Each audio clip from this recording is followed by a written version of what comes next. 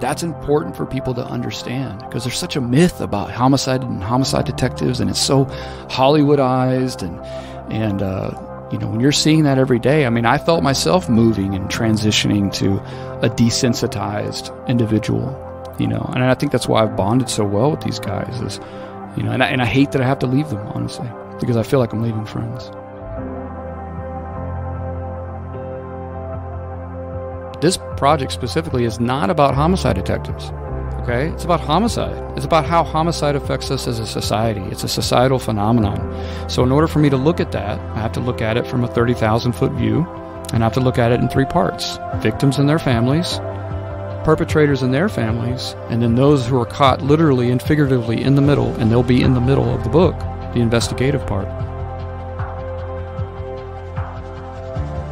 Yeah, I mean, I'm trying to not just bridge the divide between the general public and law enforcement, but I'm also, as far as the homicide subject itself, I'm just trying to get, if it helps prevent a homicide, then you know what? That's awesome. Somebody looks at this book and says, man, there's a lot involved in this, that hopefully it prevents something in the future. And if that's the case, and I'll never know it, but hopefully if that's the case, then everything was worth it.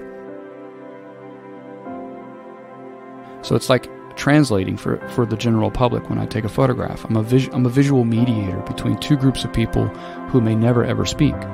And so in order for me to do that, I have to hyper focus on what I'm looking at within the frame. But in order to do that, I also have to take myself out of that moment.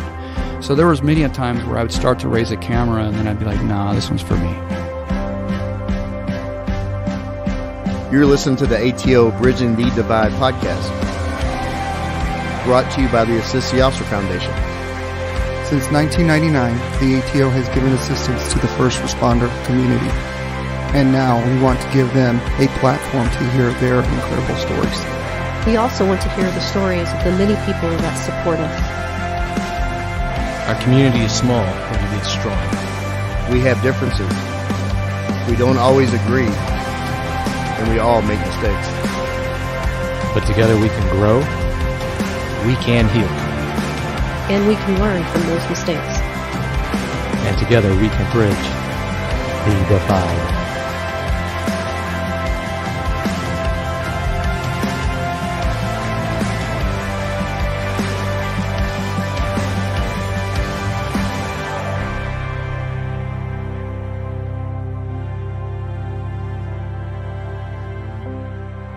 And if we cannot end now our differences, at least we can help make the world safe for diversity. For, in the final analysis, our most basic common link is that we all inhabit this small planet. We all breathe the same air. We all cherish our children's future. President John F. Kennedy gave this commencement speech in June of 1963. In just over 6 months, the president will take his last breath in Dallas, Texas. The city of Dallas changed, as well as the world. Today's guest is different from the other guests we've had on this podcast. He looks at the world through a different lens. He attempts to show others what he sees through the lens of his camera. He's traveled the world. With his amazing artistic lens, he showed the world Campesino, Cuba, through a lens we have not seen in that country. He looked beyond the 60-year embargo in our country's and government's differences and documented pure humanity and struggle and despair and the sheer beauty of mankind. Now he is working on a new project right here in his native state of Texas, in my native city of Dallas, as he has been working with the Dallas Police Homicide Unit. It's the Assist the Officer Foundation honor to welcome the visual mediator, photojournalist, Richard Sharum. Richard, thank you for coming on. Welcome to the ATO stage. Proud to be here. All right, before we get into the story, I want to welcome on two special guest co-hosts, Lieutenant Swyers in the Homicide Unit. He commands SIU and Homicide. Is that correct, LT? Yeah, that's correct. Thank you for having us, Joe. Oh, yeah. And the great detective, Andrea Isom. She's back on the mic. Hello. And I'm here with Sergeant Kent Wolverton as always, and we have kind of have a voyeur in the room. He's from Grand Prairie PD, Detective Height. Kent and I went on their podcast for Grand Prairie PD last week, and we talked about the ATO and talked about wellness and just a variety of topics. So he's going to sit in and watch how low rent we actually are. The DPD way. Yeah, the DPD way. Richard, you ready to get into this? I sure am. I just want to make a notation. This is the first podcast interview that I've done where there are people in the room wearing guns. So. Yeah, everybody's got one here. Some Except have two. Me. Except I can give you one. No, okay. I'll just let you sit one on the table just in case. It's all right. We're just going to get into this. You and I talked beforehand, and you said this is probably the most in-depth, wide-ranging of interviews you've ever done, and it's kind of an honor for me to do that. But that's how we roll here on this podcast. We try to touch on the beginning, the middle, and then it's not the end for you. I'm probably going to have to interview you a year from now, and you're going to have a lot more to tell. Well, hopefully I'll be here. Yeah, you will. All right, I'm going to talk about you growing up in Corpus Christi. Well, I grew up in Corpus Christi. I was born in 78, and August of 78, and I grew up in a lower middle-class home, I guess you would classify it as. Both my parents were working parents. My father sold insurance door-to-door. My mother worked at the hospital. She was a medical transcriptionist, so she listened to doctors' recordings all day and typed them out. So she was extremely hardworking. And I had one sister. Was 3 years older than me, Denise. And we grew up in Corpus. And the environment I grew up in, the neighborhood I grew up in was, like I said, lower middle class. A lot of the homes were built, in the 50s, right after World War II. So they weren't great quality, and I grew up in like 1,000 square foot house, which I didn't realize how small it was until I was much older. Yeah. Your siblings? Yeah. So I have a sister who's 3 years older, Denise. Okay. Shout out Denise. Yeah. What's the best seafood restaurant in Corpus? Well, okay. So if you're from Corpus, you know this. And what it is it's not the fancy ones where you go and sit down and there's like music playing. No, the best seafood restaurant in Corpus, I don't even know if it's still there, is called Boat-Net. And it had the worst drive-through speaker system you can imagine. I mean, they could have literally put cans with a string and shit, and it probably would have... can I cuss on here? No. Okay. Well, you just got the explicit tag, so yeah, you're good. You're good to go. But yeah, I mean, it was terrible. But they had the best fried shrimp and and sides and stuff like that, and fried chicken. So it was fantastic. So I see a common theme there. Everything's fried. Yes. Okay. Yeah. So you talked about that part of Corpus growing up in there, and you were ostracized at some point by the color of your skin. Can you kind of explain that to the listener? Well, so I grew up in an environment where it was mostly Hispanic. There was hardly any African Americans. There were some, and there was almost no people that looked like me. And since we're on the radio, I'm more light complected. Now, the thing is that when you look at me, you don't realize that I'm actually part Hispanic. My grandmother, her parents came from Piedras Negras, which is right on the other side of the border. So my grandmother was full Hispanic. She was 4'11", beautiful woman, long black hair for most of my childhood. And she married a white man who was much older than her when she was 19 years old. And my father was the second oldest child. And so he was half Hispanic, half white, but he looked full Hispanic. He was very dark. And so when my father married my mother, who was from southern Alabama, who was very white, my sister, who was 3 years older than me, their first child, she was born in 75, she popped out looking just like my father, skin tone, and with dark hair. So she looked Hispanic. But when I came out 3 years later, I was born, white skin with blonde hair and blue eyes. My eyes ended up turning to hazel later on, but for the first few years of my life, I had blue eyes and blonde hair, very blonde hair. And so when you see family pictures of us when I was around that age, my dad's very dark, my sister's very dark, My mom's white. I look white. And so we look like we're a separated, a family that came from separate, origins. But in fact, my sister and I have the same blood. But growing up, I caught a lot of, I guess heat, you would call it, for being light complected in that area. And my sister got off a lot easier. So yeah, I had to deal with a lot of racism growing up. Here's the thing is, you hear all these terms like reverse racism and stuff like that, and there's really no such thing as reverse racism. There's just racism. I don't care where it comes from or which direction it's headed. When anybody whatsoever is judged preemptively on the color of their skin or their socio-economic status by the way that they're dressed, I have a problem with that. And so growing up in an environment like that where I was judged constantly based on the color of my skin, I couldn't go to certain friends' houses to play, even though we were allowed to play in the street. I was not allowed to go to their house because, I was light complected. Everybody called me Güero over there. And so I dealt with a lot of that. I dealt with it from authority figures, from teachers, from coaches. Coaches wouldn't play me because I was the only white kid on the team. I dealt with a lot of stuff in school. I had to learn how to fight very early on, in elementary, middle school, especially going into high school. And then I also dealt with it from the police, to be honest with you, because I grew up in a bad neighborhood, a bad environment. There was a lot of gangs, a lot of taggings everywhere, shootings.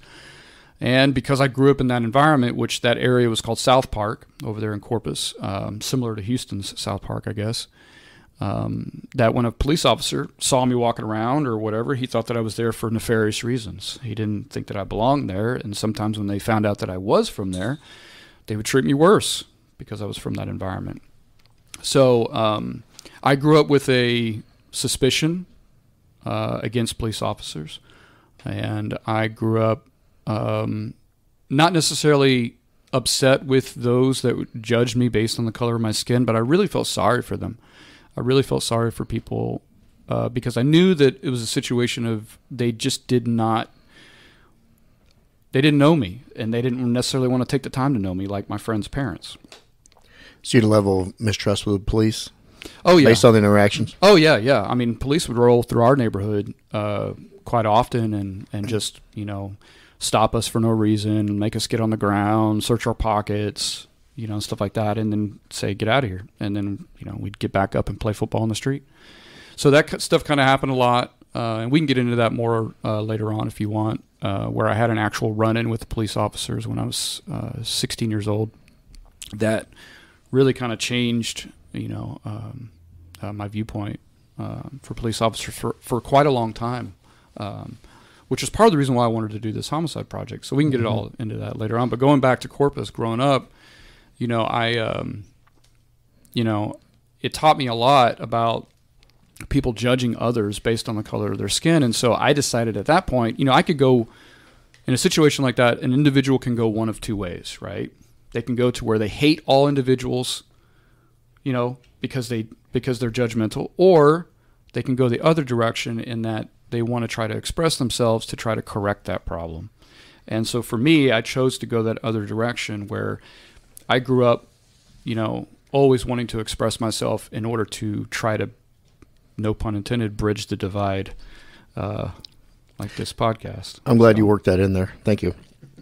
Yeah, that's why I want to get on a variety of people and topics, and I want to get other sides of my upbringing, other sides of my beliefs, and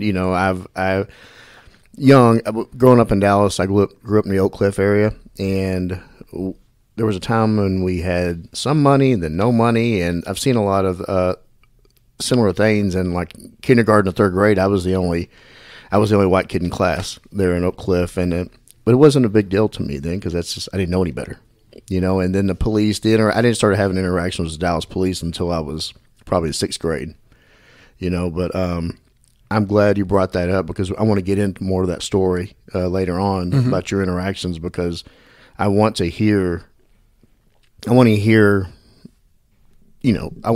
side. I just don't want to hear a bunch of diehard police reporters and I want to have a conversation about all sides.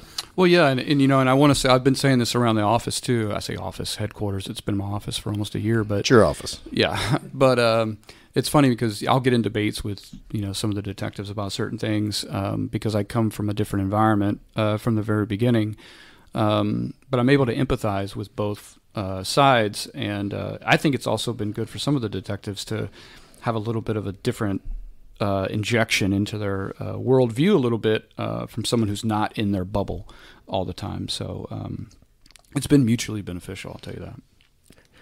I want to get into how you got into history. Why did you get such a love of history? And, just is it U.S. history, world history, all the above? Tell us about that. Well, I think that came from my mother. My mother was always attracted to history. We didn't have a lot of money growing up, obviously, from what I said previously.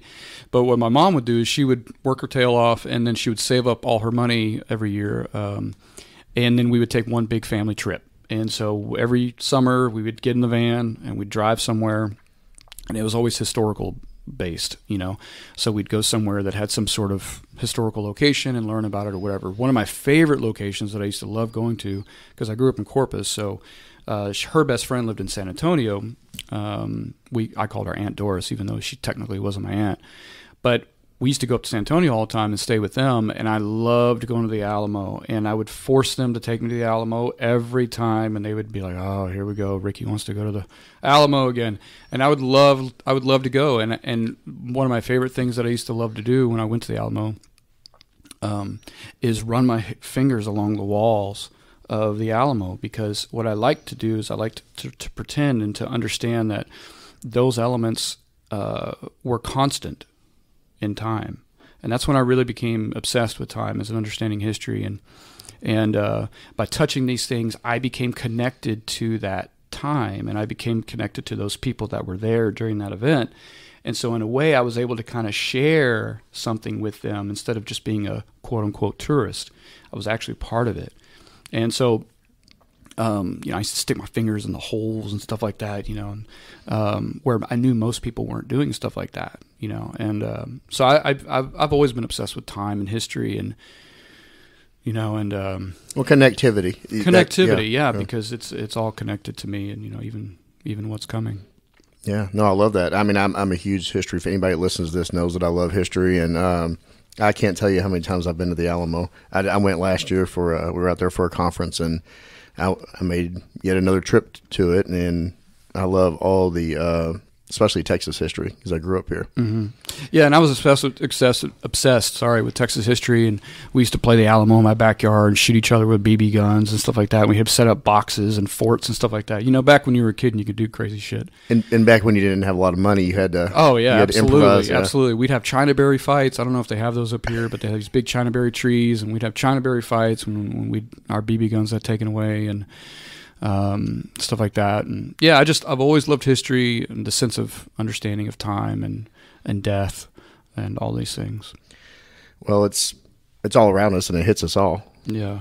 I heard a great quote from one of my favorite shows is, it's your life. You don't know how it ends, but you know it's not good. Move forward and enjoy it. Yeah, I mean, even as a kid, I was obsessed with this concept of death and time, and I used to have these weird imaginations of what it would be like. I almost like I would see my room from a bird's eye view, what it would be like. This is going to sound really morbid. So, but I'd imagine myself dying in my sleep as a kid, and what would happen when my mom walked in the morning to wake me up to go to school? How would she react?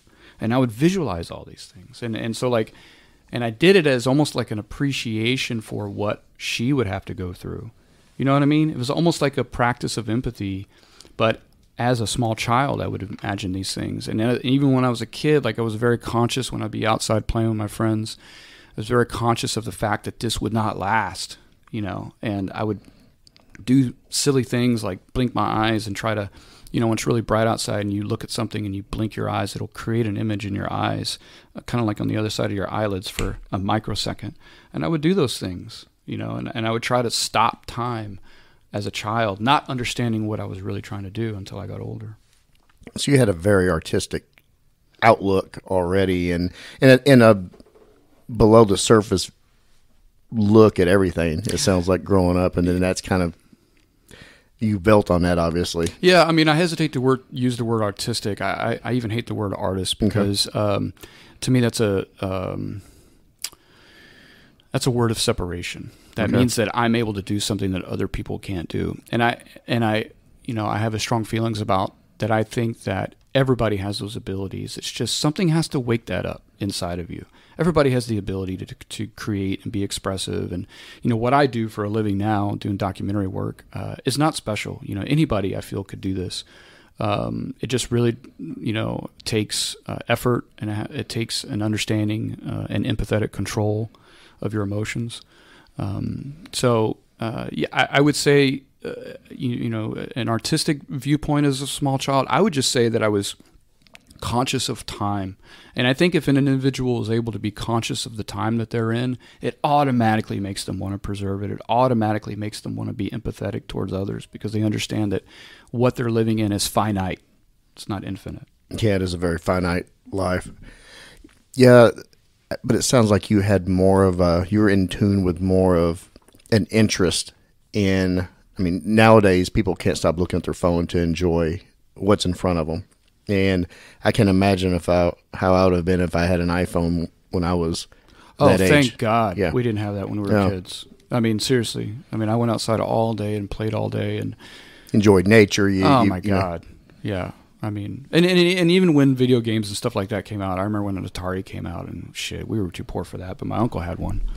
Did your parents used to tell you either inside or outside, but not in and out?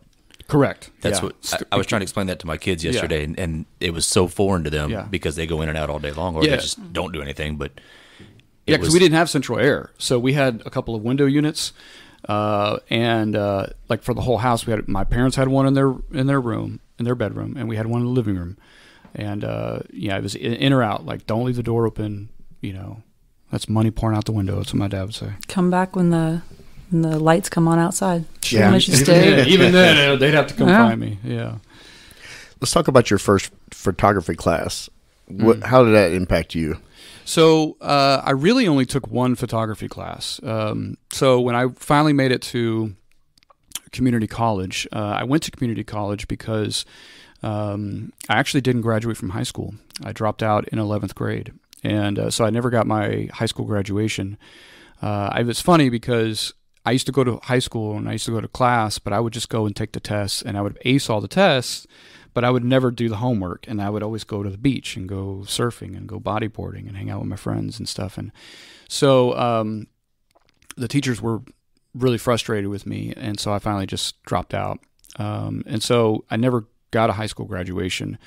I got my education in other ways and read a lot. And so anyways, fast forward, I went to community college, and I went there at the direction of my ex-girlfriend at the time, Bonnie Bremmers. I want to give her a shout out because had it not been for her, I may not have even become a photographer, like a professional photographer.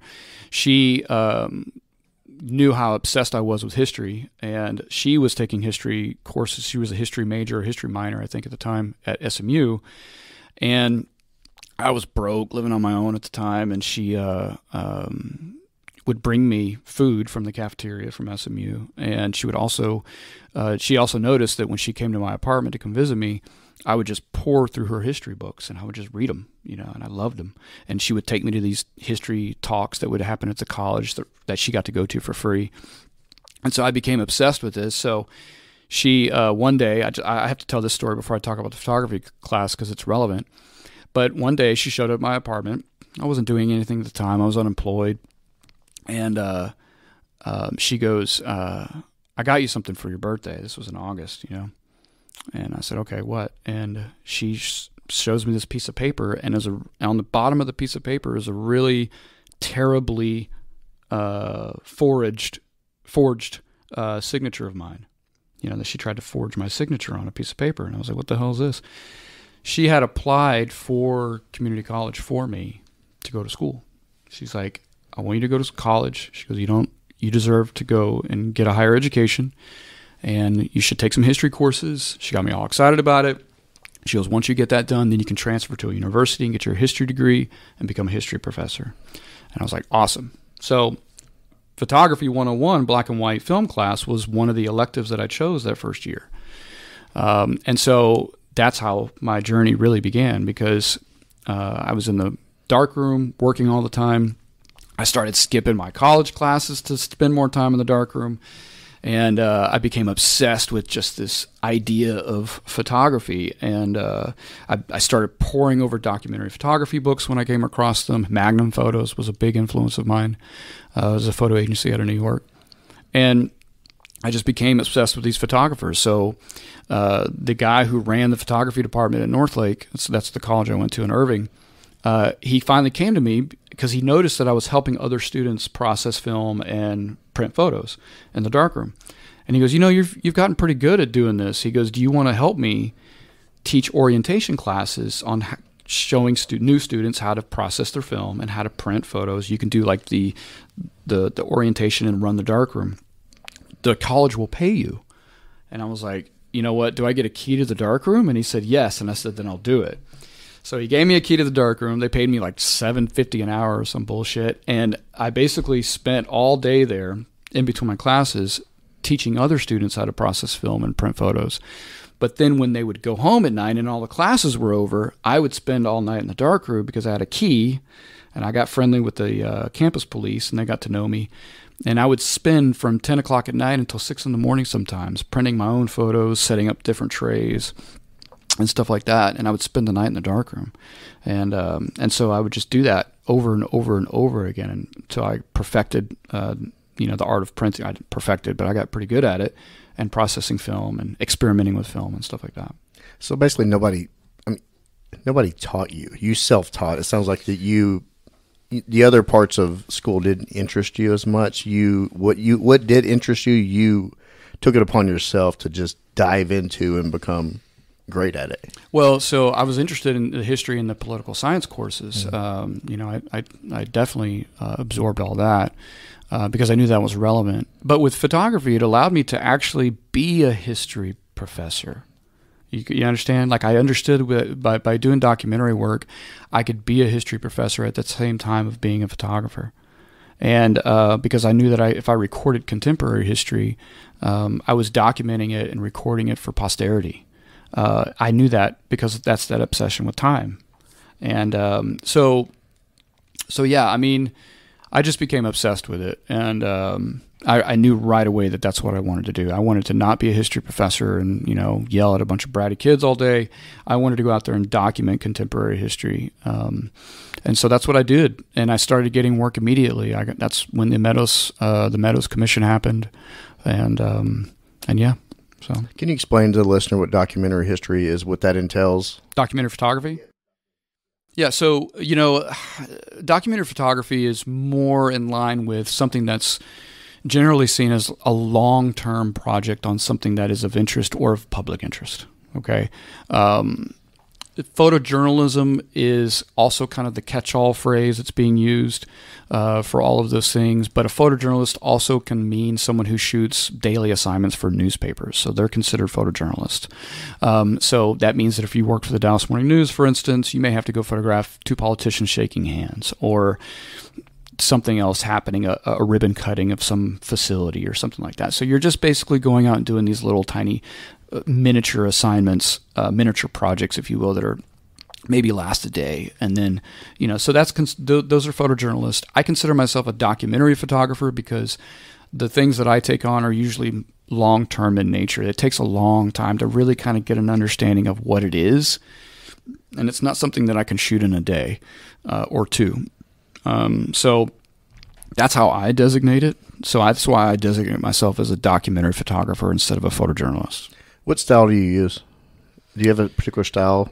Well, I mean, I would just call it old-fashioned documentary work. I embed myself as deeply as I can in a situation. Usually I try to figure out where that line is, and then I cross it a little bit. Lieutenant can tell you about that.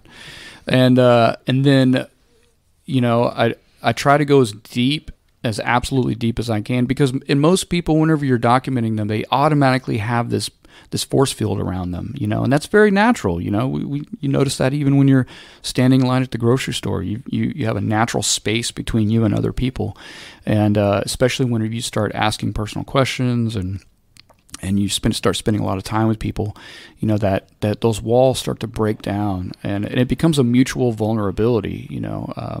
So whenever you photograph someone and you spend a lot of time with them, they have to, in order to do it well, they have to understand that you're also vulnerable to them, and so I've opened up a lot to some of these detectives about my personal life and who I am and stuff like that.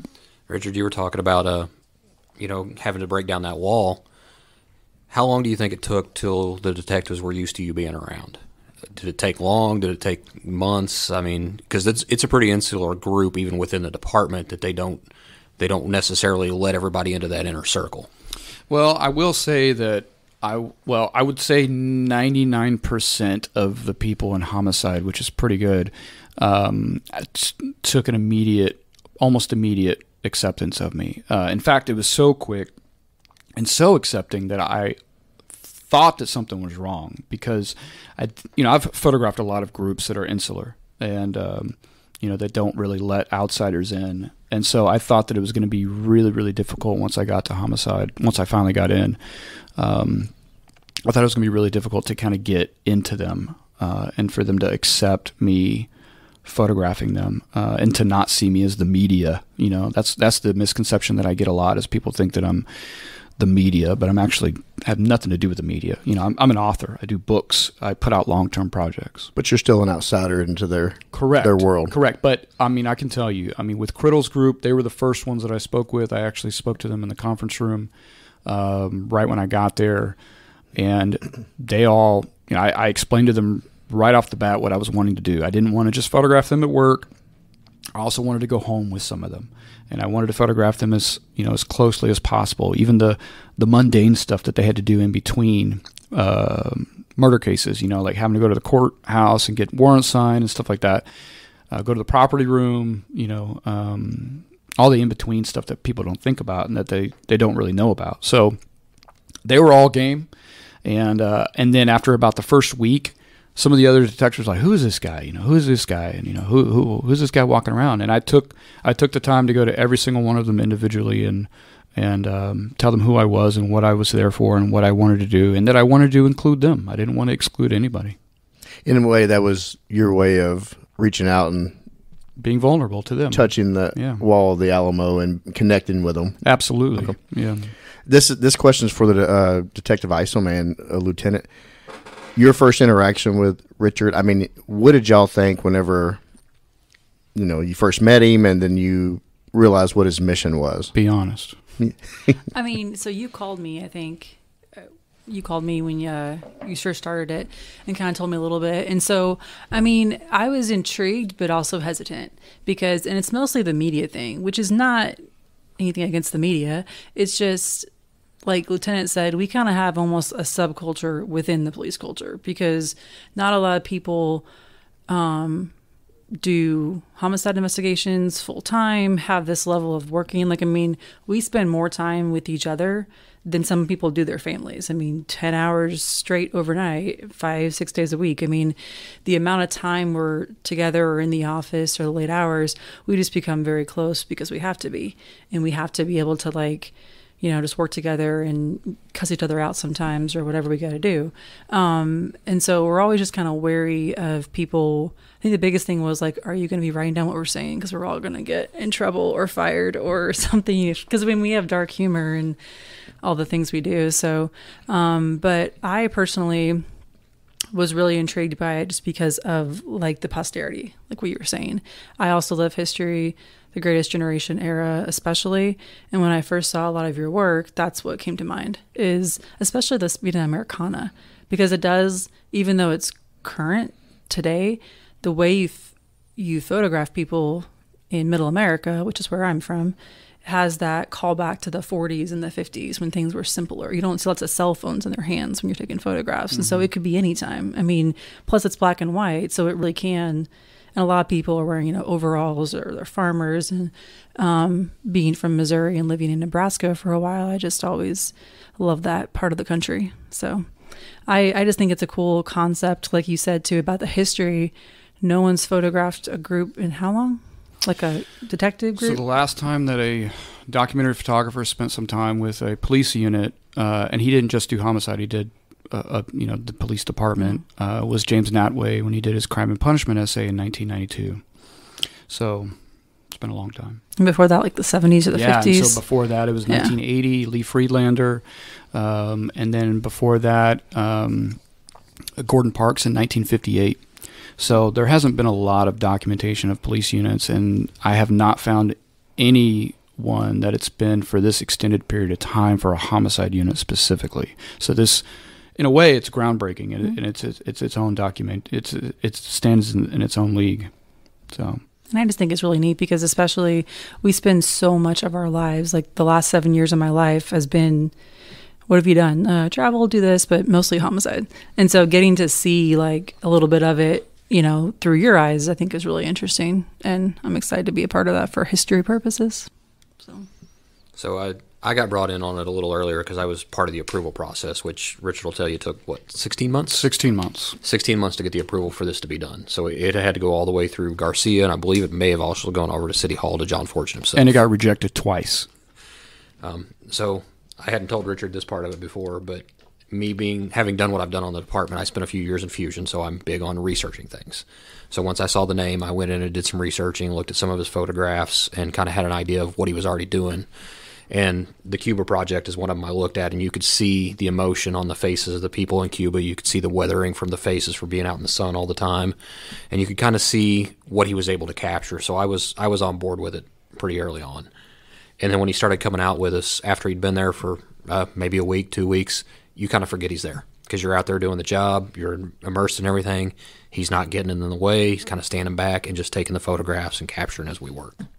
Well, part of that is probably just a level of trust you gain from being around him. Yes. And I don't know him as well as y'all do. I mean, I just met him recently, but he's a likable guy. I appreciate that. Oh, yeah. I'm going to edit that out. I'm just kidding. So he mentioned the Cuba project. Mm-hmm. Can you get into that and tell the listener what that is and just how that got going? And we're going to get back to the homicide, but I want to get into Cuba first.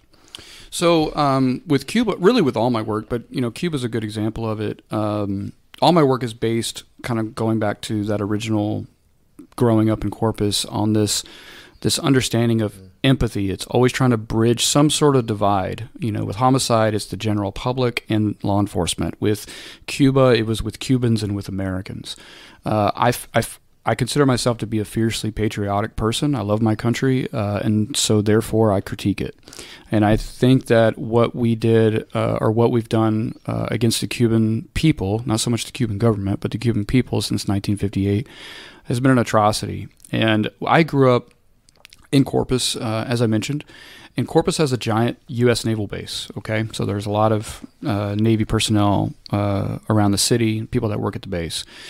So I grew up hearing, when I learned about the Cuban Missile Crisis that happened in 1963, when I was a child growing up in school, one of the things that got repeated a lot in various classrooms was that Corpus Christi was on the list of targets during the Cuban Missile Crisis. So one of the missiles in Cuba was pointed, one of the nuclear missiles from Russia was pointed at Corpus Christi because it would have been a good launch spot, if you will, if we had waged war against Cuba. We would have had ships there that would have went in that direction.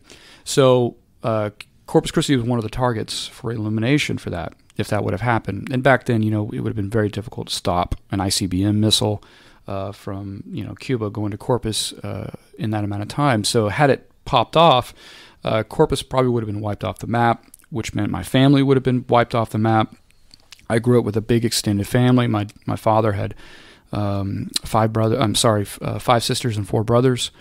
So I grew up with a giant family, and so I would have never been born. So these are the thoughts that went into my head as a kid, is that these people hate us. They're still there, Castro and all this.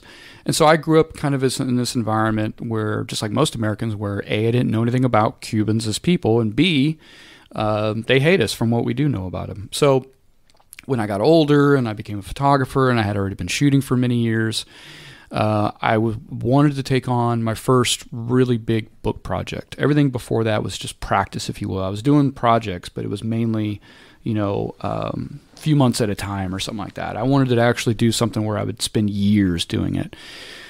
So I thought about it, and I thought, what can I do that is a statement for my own countrymen and countrywomen?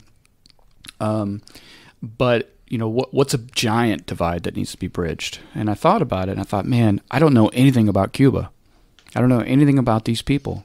All I know about them is from the Cuban Revolution and what's happened afterwards, and Bay of Pigs and stuff like that. And so, who are these people? At this point, I had already traveled quite a bit all over the world, and I noticed that a lot of the things that we're taught are not necessarily 100% true. And so, obviously, we're blind to some things as a people.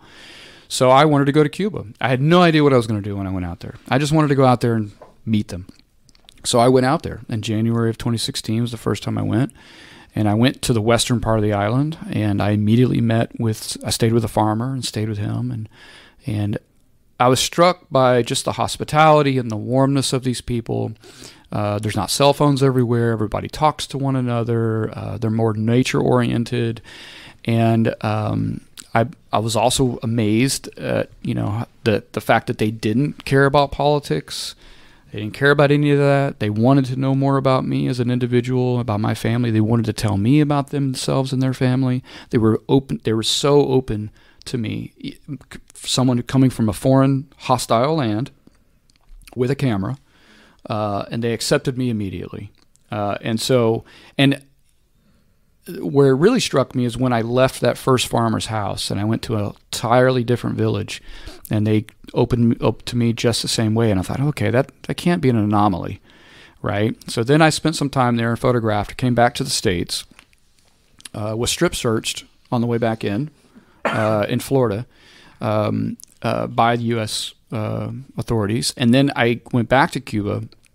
This time I went to the eastern part of the island over there in by the Sierra Maestra Mountains on the eastern side. And I noticed that every village I went to over there was the exact same way. And then I understood this is a people. This is how they are as a people. It's not just hyper regional. And so that's when I really decided to focus on the Campesino people, who make up 85% of the population out there.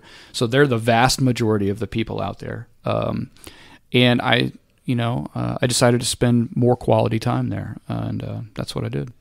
Can you describe some of these villages for the listeners of the conditions, the living conditions, and you said you were welcomed right in, and they were very open with you, especially being an outsider because you're from America, from a hostile land. You're there with a camera, and you actually just kind of immersed yourself in with these communities. Can you describe what some of these villages and the living conditions were like? Well, to the layman, to someone over here, it would seem that the conditions were terrible, right? Because of what we've been accustomed to. But once you're there and you're walking down the road and you see the sunlight coming through the trees, and there's a natural mist in the air because it's so humid, and you see everybody walking down the road, and then a man comes by on horseback, and you see kids running in the street on their way to school. Then it becomes more of a situation where you understand what real paradise is and what real happiness is. Because one of the things that I noticed wherever I went in Cuba, especially the Campesino people, the people that live rurally, is how happy they are, okay? And not only are they happy, but they don't want... They're aware of what we have and who we are and the things that how much richer we are as a country. But, it was extremely difficult to find someone there who did not want to be there. And I know that that's not the narrative. Most of the people that you see coming upon the shores in Miami and all these stuff like that, people who are escaping Cuba, are from the cities. Now, the cities are a different concept. So the quality of life, quality of living, I would say in the cities was terrible. But so is it here sometimes. But in the countryside over there, I mean, it was paradise. Even though the houses were simple, they were made, of balsa wood on the exterior, thatch roof, dirt floors for the most part. But the houses were extremely clean. You'd go inside the house, all the furniture was handmade. And it really, what it does is it reminds you, if you know anything about history and about our own history, it's like going back to the United States when we were more of a pastoral country, when we were more rural based in this country, before everything was connected, when Eisenhower built the highway system. So that's what it reminded me of. And I felt extremely comfortable in those situations. I never got sick there. The water was always super clean. So, when you say living conditions, it's assumed that, oh, it must have been terrible. These people were living in poverty. Man, these were the happiest people on earth. And if I could raise a family there, I would. I'll tell you that. What are some of the misconceptions about, you've mentioned some, but can you go a little further with misconceptions that we have with that country? Well, that the people hate us, number one. That's absolutely false. No matter where I went, whether it was in the cities or in the countryside. Number two, that it's dangerous. I got warned by people who had never been to Cuba before I went. Hey, watch out when you go to Cuba. They don't like you there. They might, kidnap you and hold you for ransom or whatever. Absolutely false. Absolutely false. I mean, I couldn't state that, more strongly. I've been all over this world, right? I've photographed on 5 different continents. Okay, I've been a lot. Been a lot of places. Cuba is by far the warmest, most hospitable place I've ever been to. I've never felt safer than I did in Cuba. The second place would be Kyoto, Japan, when I went to Japan and photographed there. But in Cuba, it was by far the safest place that I've ever felt. I felt completely comfortable there. If you were hungry, somebody would give you food. If you were thirsty, somebody would give you water. If you needed somewhere to stay, you could literally walk up almost to any house in any village over there on the eastern side of Cuba and the western side, and ask if there was somewhere you could stay, and they would put you up in their bedroom if they had to, and sleep on the floor if they had to. So that's the kind of environment we're talking about. So that's a huge misconception. The other misconception is that they're starving. So in Cuba, in the cities, yes, when people live in tenements and they live in buildings, these old concrete buildings, they're having to stand out in lines for food because they don't have a food source. They have monthly rations that they have to go and get their rice or whatever. But when you're in the countryside, which is what I said, 85% of the country is actually countryside, those people are not deprived. They're out there, the only fat people I saw in Cuba were in the countride. Okay. Hell, so we have poverty here and deprived people here standing in lines for food. Absolutely. And when you're in the countryside, when I was in the Sierra Maestra, they mostly grow coffee up there. And so if you're a coffee farmer and you grow a bunch of coffee, you take some of the coffee that you're allotted or whatever off of your land, and you would go trade it for rice, you'd go trade it for fish, you'd go trade it for whatever that this other farmer has. And so they were well fed, well supplied, well stocked. How long did you stay there? I was off and on there for 4 years. Man, that's a deep dive. It is a deep dive, because here's the other thing, is that not just Cuba, but like these other projects that I'm doing, even with Homicide and with Spino Americana, it's an injustice whenever you go and photograph a subject. When you go and try to document a subject, it's an injustice to them to just parachute in and get the hell out. A lot can be taken out of context. A lot can be taken out of context, and it's dishonest. And it's not necessarily the fault of the photographer. Sometimes they have to do that. They don't have a choice because they don't have the funds, or they don't have the freedom or the ability to really deep dive on something. Lieutenant asked me about a project I did a couple of years ago where I went to Vegas and I photographed the people that are living underground in Vegas. There's close to 2,000 people that live in the tunnels under the Strip. A lot of people don't know about them. A lot of people in Vegas don't know about them. And so I went and spent 8 days there. I was originally hired to do an editorial assignment by Deseret Magazine out of Utah. And they hired me to go and shoot, and they only said they would only pay me for 2 to 3 days. I went for 8 days. And I didn't even care if they didn't pay me after that. And they didn't. They didn't pay me more than 2 to 3 days. So I didn't actually make any money on the trip. I didn't make a profit. In fact, I lost money. But the fact is that not a lot of people have seen what that looks like down there, because it's extremely dangerous down there. They don't allow people with cameras normally. It took me a couple of days to get ingratiated, get it situated with them for them to accept me, and not kill me. because I have a camera and a camera bag. That's easy money for them. I almost got stabbed on the first day, but I didn't run away, and I stuck with them. And then I photographed them for 8 days. And as far as I know, other than a couple of organizations that take cameras down there, video cameras, there hasn't been, a photography documentation of these people for that long. So, but to me that was important. That was important work that needed to be done. It needed to be seen. To document. And with Cuba, it's that bridging that divide. I knew that most Americans didn't know anything about Cubans. So I wanted to go out there as an American. Okay, everybody thinks it's a book about Cubans, that it's a Cuban book. It's a book, it's a book for Cubans. No, it's an American book by an American photographer for Americans, because I want Americans to see that side of Cuba that they're not taught. Can you talk about some emotional moments you had there? I've read a little bit about you. I cyber stalked you a little bit, but can you talk about some parts of that project that really hit home with you emotionally and a spiritual level? Yeah, being accepted like that, just wholeheartedly from a group of people who don't have a lot, is very touching. And there was lots of moments where I would be in the living room of this family, and they would offer me some food, or they'd offer me a bed to sleep and stuff like that. And like I said, they would displace themselves in order to convenience me. And there were times that I would just, it was like the only thing that I can think of is, the expression that my cup runneth over. That's kind of what I felt like. And I couldn't quantify that any other way for you now. And it got to the point where there was some times where I didn't want to photograph that.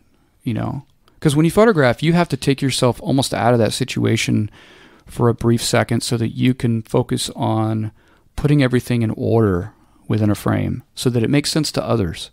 Okay. So it's like translating for the general public when I take a photograph. I'm a visual mediator between two groups of people who may never ever speak. And so in order for me to do that, I have to hyper focus on what I'm looking at within the frame. But in order to do that, I also have to take myself out of that moment. So there was many a times where I would start to raise a camera, and then I'd be like, nah, this one's for me. I'm going to keep this. It would break your connectivity. It would break my connectivity. And if it was a connection that I had between me and the subjects, then I would let that kind of run its course sometimes, knowing that later on I could catch up. So you wrap it up, and can you talk about finishing that project, what that meant to you, and how that looked, and I want you to talk about the book. So finishing up was, was very, it's one of those things I get asked all the time. How do you know when you're done? I just knew I was done. I had tons of material. It was a sad day when I was leaving. I became really good friends with the guy who drove me all over the place. He was my fixer. He got me into a bunch of places.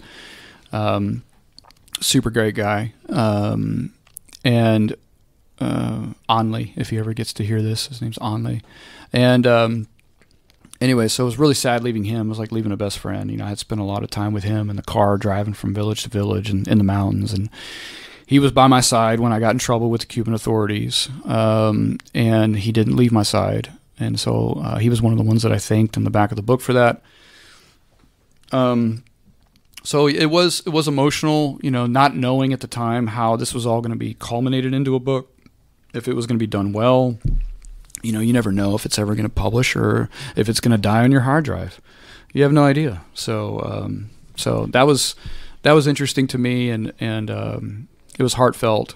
And I made a bunch of book dummies, if you will, like fake books before the book was ready to be published, just for those families, because I knew I would probably never get to see them again. I feel like there's a really good story about how you got in trouble with the Cuban authorities. Are you free to tell that one? Yeah, absolutely. So, like I said, the Cuban people, not the Cuban government. So the Cuban government's obviously very paranoid about Americans. They want to know why we're there when we're there, especially if you are there for an extended period of time like I was. So every time that I would go into Cuba, when I'd get to border control or whatever, customs, their questions would be a little tougher every time I went. And every time I left, their questions would be a little tougher. Who'd you stay with? Where'd you go? Why were you in this area? That kind of thing. Because they have a lot of military installations hidden in the mountains in the Sierra Maestra. So that's where I spent a lot of my time. They wanted to know why I was there. They knew I was a photographer. They knew I was doing something, but they didn't quite understand it. And even though I would tell them over and over again. Coincidentally, them not realizing this, but I knew my last trip out there was my last trip. I only went out there. I took a few photos, but I really went out there to go deliver all those book dummies that I just mentioned to several of these families who I know I would probably never see again. I wanted to give them something for being a part of it. So I printed 10 of these books, okay, and I took them out there in a big suitcase. And so I was traveling all over the countryside and handing all these out. Well, the last book that I had was reserved for Anle, my driver that I mentioned. And the day before I was supposed to leave back to the U.S., my last day in Cuba, I was in the mountains in Providencia, Cuba. And all of a sudden, this military jeep pulls up, and these two soldiers get out, and they hand over this piece of paper to Anle, who's standing next to me. And they had summoned me to be interrogated in the regional intelligence office in Holguin, Cuba, which was about 3 hours away driving. Okay, it's not easy to get in and out of the mountains. So they wanted me there first thing in the morning. So Anle and I had to leave right away and go find me a place to stay in Holguin, and there was only one room left in the entire place for me to rent that night. So I went. Holguin's a city; it's not a village. So I went, and Anle was nervous for me. You know, he said, he's like, I'm worried about you. And when I knew he was worried, then I started to get worried. So, anyways, he finds me in this room. He's like, I'll be here first thing in the morning to come grab you, and I'll go with you.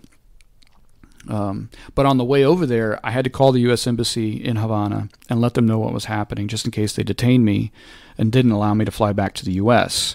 I could have got charged with espionage or something along those lines. And if they charge you with that in Cuba, you're powerless, because there's barely any sort of diplomatic dialogue between our government and theirs.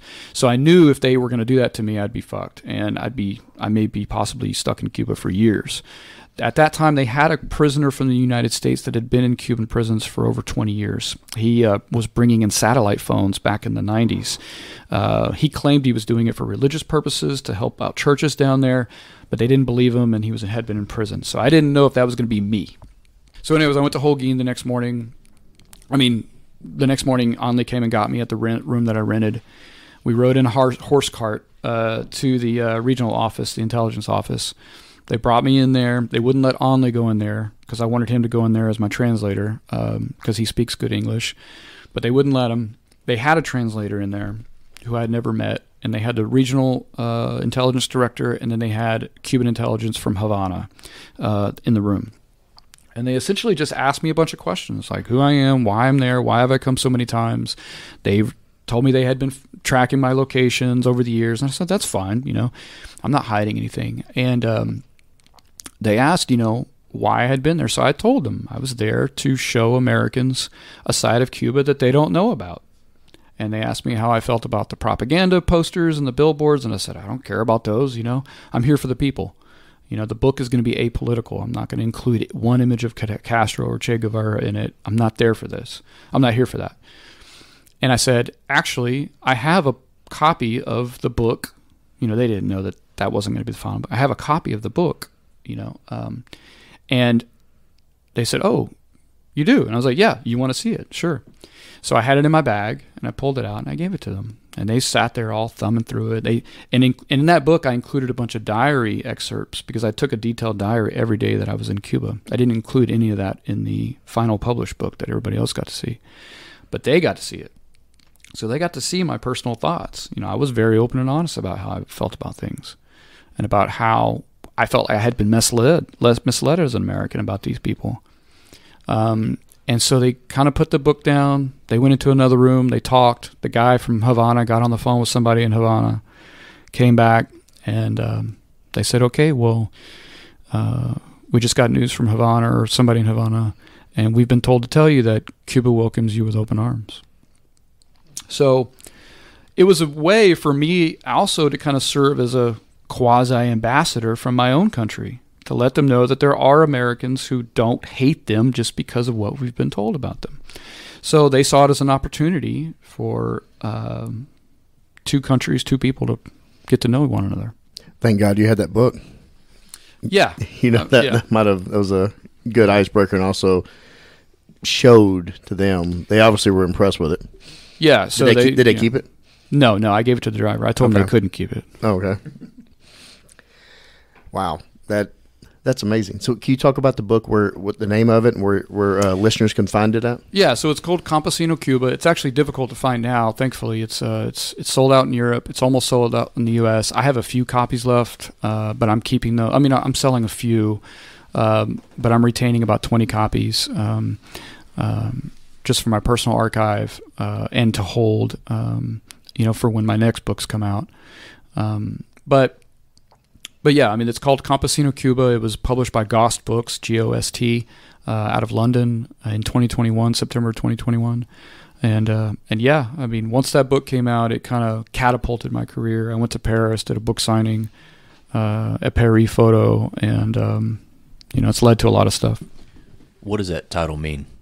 Campesino Cuba. So Campesino is the term for people in Cuba, not just in Cuba, but really in Latin America, people who live in the countryside. So campo is countryside in Spanish. So so if you're a campesino, you live in the countryside. You live off of the land. You're a rural person, most likely a farmer. So campesino is a general term to designate that class of people. Beautiful. Yeah. You teased the listener a little bit earlier about another project you're working on right now, and you've been neck deep in with Dallas PD Homicide Unit. But I want you to tell the listener, before we get into more of that, about the police interactions you've had. You said there was a story. Oh yeah, you want to go back to that? Yeah, dude, because we're going to segue right into the... Okay. So yeah, when I was 16 years old, and I've told some of the detectives this, not everybody, so I don't think Lieutenant knows this story. I don't even know if Andrea knows this story. But when I was 16, like I said, I grew up in a kind of a bad environment. If you came from that area, the police didn't treat you well. They assumed you were doing something wrong. And at the time, I had a friend of mine that was living with me because he had been kicked out of his home. He was 17, I was 16, and so he was staying at my place. My parents had separated at this point. My mom came up to Dallas. My sister went to SMU, and so my mom followed her. She had basically kind of given up on me a little bit. She didn't want to see me go to jail or get killed. So she came to Dallas, and so it was just my father and I in the house. And my father didn't really, for lack of a better term, care very much about what I was doing, which is part of the reason why I dropped out of high school. But at the time, my buddy Joey was living with me, and even though we used to walk to the corner store all the time, I don't know, for some reason we just did not feel like walking this night. It wasn't raining or anything like that. But this is before cell phones and all that stuff, and so we wanted to go use the payphone because we didn't have a phone at my house, okay? So we didn't even have a phone, and my dad didn't want to pay the phone bill. So I asked to borrow his car, okay? So I had my permit at the time, 16 years old, didn't have my full license yet. And so he's like, sure, just come right back. So we took his car to the corner store to use the payphone. My buddy Joey's on the payphone outside. My car's parked right next to it, or my dad's car's parked right next to it. It's like an old white Chrysler, POS. And I go inside the store. Now, I'm 16 years old, and I'm not supposed to be able to buy a lotto ticket, but I bought my first lotto ticket that night. Okay, I picked the 5 or 6 numbers or whatever it was, paid $1 because that's what I had on me. And then I go outside, and I see Joey up against the wall with 2 police officers. Mind you, we didn't have anything on us, no drugs or anything like that. They grab me immediately when they understand that I'm with him, throw me up against the wall. And, there's a senior cop. I don't know who he was. Now I know he probably was a sergeant or something like that. I know that now. But I know he was in charge of the other officers because he was the one that was telling them what to do and stuff, or, they were deferring to him. And there was a couple of, one of the cops was really young, so I guess he was rookie-ish. And anyway, so they throw us up against the wall.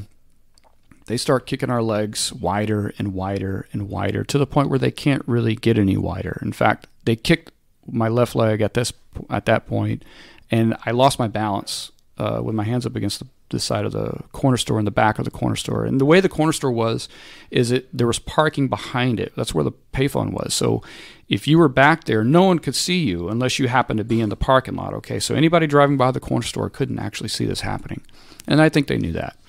And so at one point I fell back because I couldn't hold my balance anymore. My legs were too wide, and they picked me up by the neck, put me back up, slammed me up against the wall. These other two cops pulled up. They are all laughing at us. They start kicking us, punching us in the back.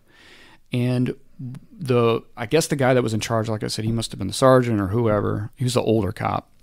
He kept talking like 100 miles an hour. Okay, like he had a lot of energy. Okay, now. I say that because at this time I was 16. I had been around people who had taken something that, might give you a lot of energy, okay? He wasn't just amped up like from adrenaline. This guy was on something, okay? And like Joey and I were kind of looking at each other and kind of talking in between ourselves when they would talk amongst themselves. And finally this guy, he goes around to the side of my dad's car. Car's locked, okay? And he says something along the lines of, give me the keys to this car. He's, whatever. And they're looking in my pockets. Well, I had my keys in my shoe. Okay. I don't know why, but we used to put my keys whenever I did drive my dad's car. I put it in my shoe. I never put it in my pocket. So they couldn't find the keys. Our shoes were still on. And I was like, no, I won't give you the keys, or, I don't know where the keys are or whatever. And he goes, if you don't give me the keys, I'm going to break this car window and get into the car. And so at that point, we're on the ground again. They're searching all over. They find the keys. And I said, you can't get in the car or whatever. I was 16 years old. I didn't know. And I was like, you can't get in the car without our permission. You have no reason to suspect us. We're not doing anything wrong. He goes, all I need is a reason. And so what he does is he goes around the side of the car, clicks his flashlight. He looks in the passenger window like he's looking at the floorboard. And he says, oh.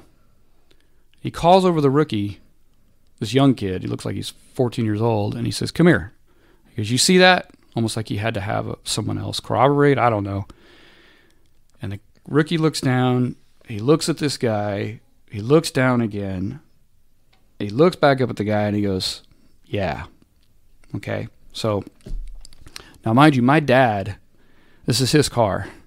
My dad and my mom have never, ever done drugs. They've never smoked a cigarette. They never had a drink around us, or they don't drink.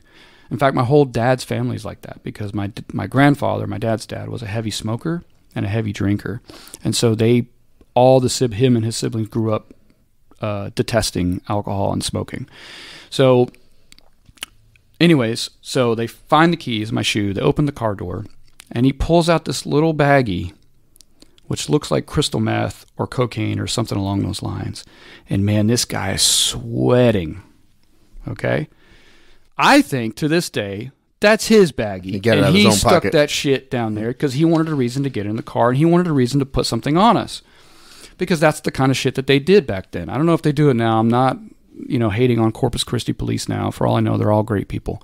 But at this time, in the early 90s, it was a lot of crime in my area, in the neighborhood I grew up in. So they probably just said, fuck it. Fuck these kids. They shouldn't have been here. This is where you live. This is what you get. So they start, one of them punches me in the side, picks me up because I dared talk back to this guy. They throw me in the back of one car. They throw Joey in the back of another car. And one of the cops come to the car, and he's telling me all this shit. Oh, this is a state felony. You're going to state prison. They're going to rape you. They're going to F you up. Blah, blah, blah. He's just trying to put all this fear into me. Now I'm screwed. My life's over. That kind of thing. I'm 16 years old. Okay? I've got handcuffs on me. Okay? They drive us to this field that's not too far from that area.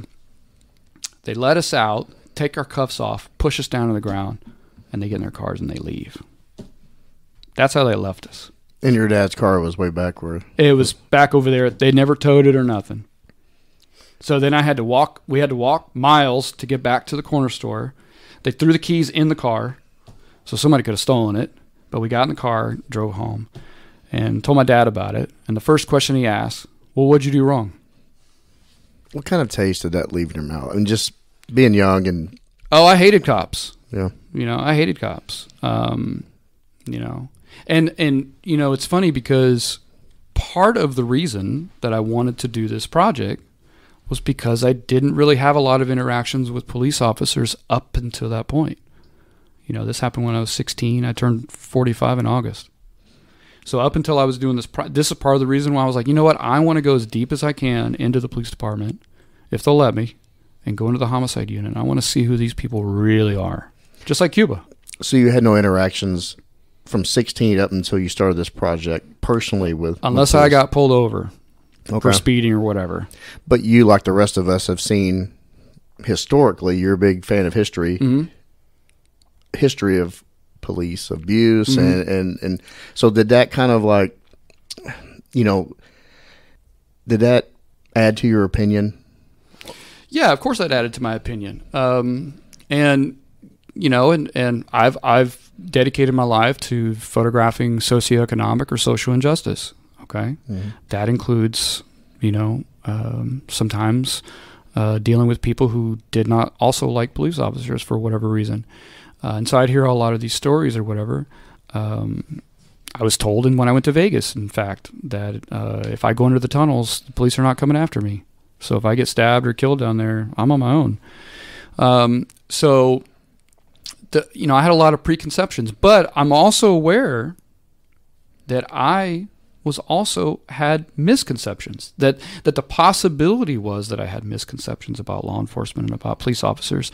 And part of the reason why I wanted to do this homicide project was not just because of misconceptions that I may have, but I knew that there was misconceptions that the public had about law enforcement because of what happened, with all the police stuff that happened over the last 2 or 3 years.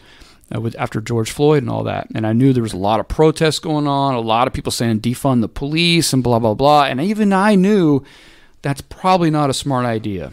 And so I wanted to deep dive into do a law enforcement project, or a project involving homicide and law enforcement, because I wanted to go, I thought about it. I was like, what is the part of the police department where these people are really, really doing something for the public good? Okay. I'm still not convinced that whenever you guys pull over for somebody going 10 miles over the speed limit that you're doing a public good.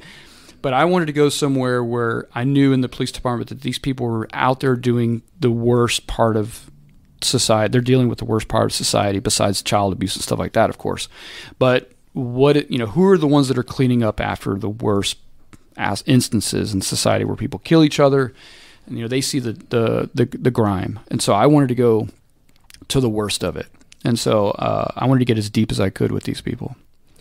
Yeah, you're dealing with detectives and police that are investigating unmistakably the worst crime that's committed. And then you have child abuse, you have internet crimes against children, and anything dealing with a child. I think we can all agree on that's the worst of the worst. Yeah, and I wanted to see what kind of sacrifices these people were really making. And that's why I went in already telling them, I've got to be able to photograph some of you at home.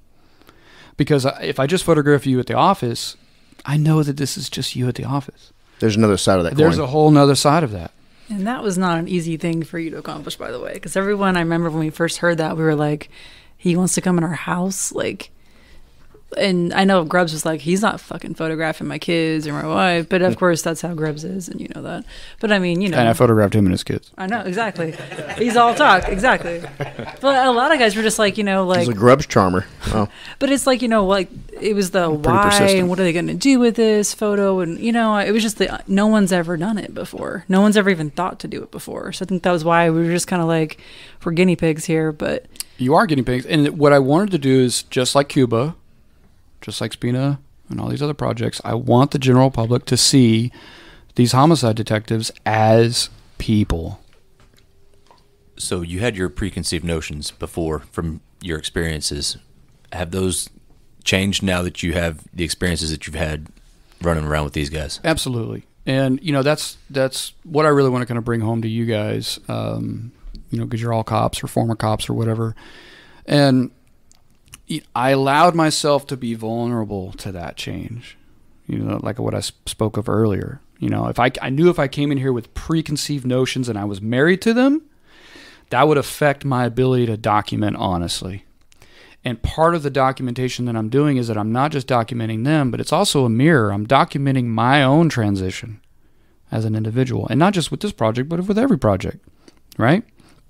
So I just recently gave an interview about this to Bill Shapiro. He's the former editor-in-chief of Life magazine. It's for a separate podcast. And, and I was telling him that, that's my advice that I give young photographers all the time who think that they have to know a lot about one thing before they go and document it. And that's the worst thing you can do. The best thing to do is go when you don't know anything about it or barely anything about it, so that you can kind of experience that transition personally and document that. And so now that I've had time to be with these guys, I was with them every single day from April 1st to August 31st last year. That's 5 months solid, every single day. And that's why Lieutenant, I think him and I have bonded so much, because besides the fact that we both love baseball, is because him and I have had the closest, like he finally has another victim that has had the same schedule as him. Because no matter what squad is up, he goes to a lot of these scenes, and I would see him at a lot of these scenes. Oh, hey, how are you going? How you doing, Lieutenant? We were just at a murder for another squad 2 days ago, and now we're at another murder for a new squad. And so him and I kind of bonded, I think, on that level. But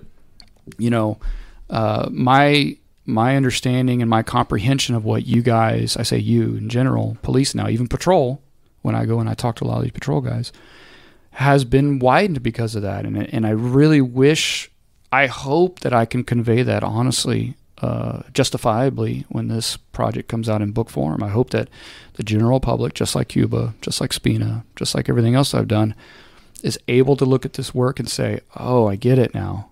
These people are also people, and it sucks for them too. And then the sacrifice becomes more apparent. The fact that they have to go and deal with this part of society, and to deal with it psychologically and emotionally and mentally, and then go home to their families. That's important for people to understand, because there's such a myth about homicide and homicide detectives, and it's so Hollywoodized. And when you're seeing that every day, I mean, I felt myself moving and transitioning to a desensitized individual, and I think that's why I've bonded so well with these guys is, and I hate that I have to leave them, honestly, because I feel like I'm leaving friends. So one of the things, I know I kind of prepped you on this question once before, but every one of us in this room can tell you a case that has stuck with us, whether it be from a patrol standpoint or when we've been in the investigative unit. Is there any one particular murder scene, suicide scene, any scene that you've been to that has stuck with you since you've been with us? Yeah, I mean, there's several, but I would say that the one that I can't really forget is a suicide scene. And honestly, I think that's part of the tragedy that these homicide detectives have to deal with that most people don't realize, is that they have to go to all these suicides and a lot of these unexplains and naturals and stuff like that. But for me, it's the suicides that really bother me the most. It's not even the homicides, because the homicide, it wasn't really meant to happen. It happened for some, I mean, sometimes it's premeditated, obviously, but for the most part, it could have been avoided from one way or another. But with suicide, that's a solo mission. That's something that somebody intended to do, and they did it. And to me, that just kind of like the feel of that, the energy in a room like that really, really bothers me still to this day. But there was one in particular where a lady had jumped off of the high five and fell down and hit 75. And she got hit by a car. And when I was there on scene and they were putting her body into the bag, I don't know how graphic I can get, but when they were putting her body into the bag, I mean, it was just like collecting a bag of Jell-O, and her entire face was missing. It was like a giant cave where her face used to be from ear to ear. And that really bothered me. It still does. Yeah, I can see a physical reaction you just describing that scene. And we can be as descriptive as you want on this. Andrea came on for an earlier episode, and she described a horrible suicide. Basically, one of these family annihilators killed his new wife and the two kids, and then himself. And those are Those are one of the most selfish things to take out innocent. Yeah, sure. You do it to yourself, whatever, but to bring people with other people, and I've been to murder suicides. That's troubling as well. But thankfully, knock on wood, I have not been to one where a child was murdered yet. Right before I came on to in April, they had just had a child that had just been killed, a 2-year-old in the backseat of a car. That literally happened like 2 or 3 days right before I showed up last year. So thankfully, I missed that one. It's gotten to the point now where I don't I see the call come in when they come in. I'm on all these group texts as well, and I know exactly what I'm going to see when I get there. It's so weird that I get to kind of dip my life into their life, because I feel like, and I think maybe that's why I feel so connected to them, because I'm up with them at 4:00 in the morning. I'm at the headquarters with them, and so I'm not a homicide detective, but I sure as hell feel like one, and I sure as hell lived like one over the last year. Your eyes and your mind have seen what they've seen, and you don't have to put it together quite like they put it together, but you still have to process all the violence and all the horrible images that they see as well. Oh, yeah. I mean, when I go on scene with these detectives, especially when it's a suicide, it's usually just one detective. They don't go as a squad. I'm experiencing that scene the same moment that they are. And I'm also asking questions. You can ask Lieutenant. I mean, I'm not just there as a casual observer. I'm also interested in what's happening and asking questions and stuff like that. And, You're kind of a professional observer at this point. And, correct. And you capture things in a really unique perspective from where I'm sitting. You've been able to explain better than most people can explain why they do what they do. How do you see the actual investigations differ from what you see on TV in the Hollywood style? Oh man, it's so ridiculous. And it's also funny because since I started doing this, I don't enjoy looking at homicide shows or detective shows. It's so ridiculous and it's so off the mark usually. So I would say that number one, the detectives here, I mean, I haven't photographed every homicide unit, obviously, in the United States, but the detectives here are really, and I'm just saying this because one of them's sitting here, but they're really, really good. They're really good at understanding what in the world is going on when they get to a scene, even when it's a chaotic scene. They're very good at parsing information from individuals and understanding what's relevant and what's not relevant. So I would say that, number one, it doesn't not everything happens immediately. On TV shows, they get a fingerprint and they show some dude on the computer and it's like, and then it's like, oh, it's this dude right here and he lives right here. Let's go get him. It's nothing like that whatsoever.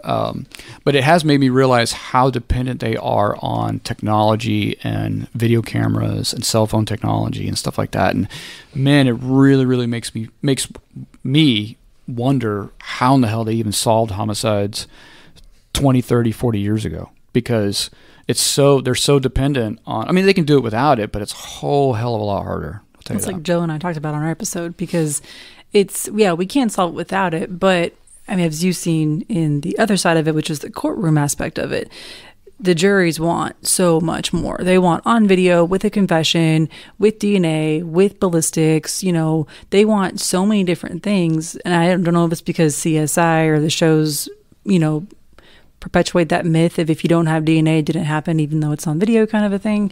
But it definitely, it's so much of the investigation goes into that these days, it seems like. Well, and it's interesting because the general public doesn't understand.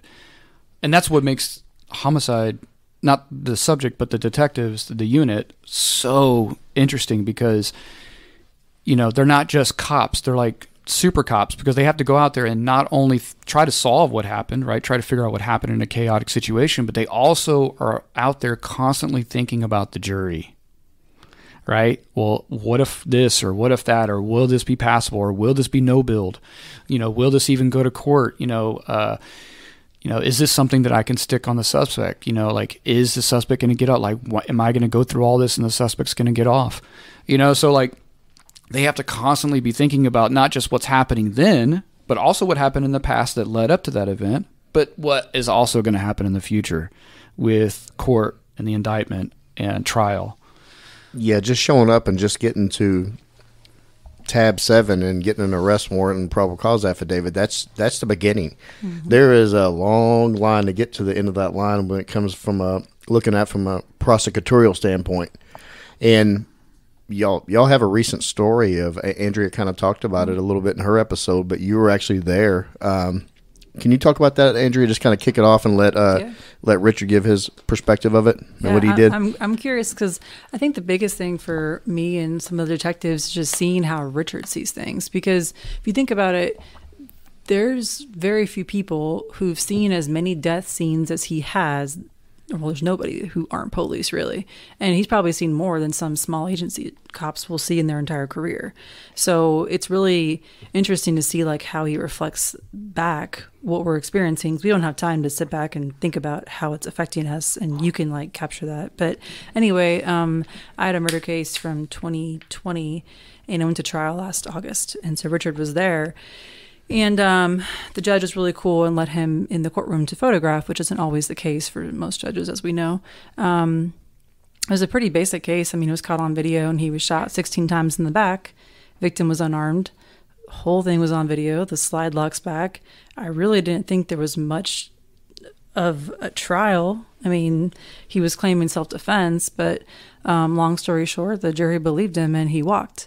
And I told Richard if I thought he was going to get a not guilty, I wouldn't have invited him to come to photograph that trial, because I really just thought it was going to be a moment of justice for these parents. I did not think this was going to happen. So, I mean, that's a situation where, you know, I'm really glad that you invited me to go, because yeah, but it was the only one I've ever lost. I didn't want you to memorialize but I got that. to document. I got to shit. document Detective Isom at that moment, right after the trial. Can you describe to the listener what your role was for that? What did you do for this trial? I mean, you obviously didn't know the outcome when you got there, but yeah. Can you tell the listener, walk them through what you did? Well, you know, it's one of those things, right, where you don't really understand something until you're involved in it. And what I mean by that is, I mean, you don't know what it's like to have a son murdered until you've had a son murdered. And you don't know what it's like to go to the trial of your son's murder until you go through that trial as parents. So I went initially thinking, just like everybody else, including Detective Isom, that it was going to be a guilty charge. You know, the guy was shot 16 times in the back, on the ground, you know. And so I thought it was just going to be a simple, you know, situation. But I wanted to go and talk to the parents of the kid that was murdered and talk to his family. So I went into a separate room with them and it did an extended audio interview, almost 30, 45 minutes, and asking them all sorts of questions about their son. You know, and when I ask questions during these audio interviews, I'm not just asking basic questions. I'm asking really personal questions, you know, because I want to know, once again, I want to make these individuals people. And when someone reads this or listens to the audio interview, I want them to imagine their son. Okay, and the only way you can do that is to really talk about little things like, what did your son do that made you laugh? You know, can you remember your son's first day of school? You know, little personal things that we can all pretty much relate to, those that have kids. You know, what's something that your son used to do that, you know, that everybody knows that individual to do? Was it a saying that he used to do, or the way he used to laugh? You know, that kind of thing. Like, give me something tangible.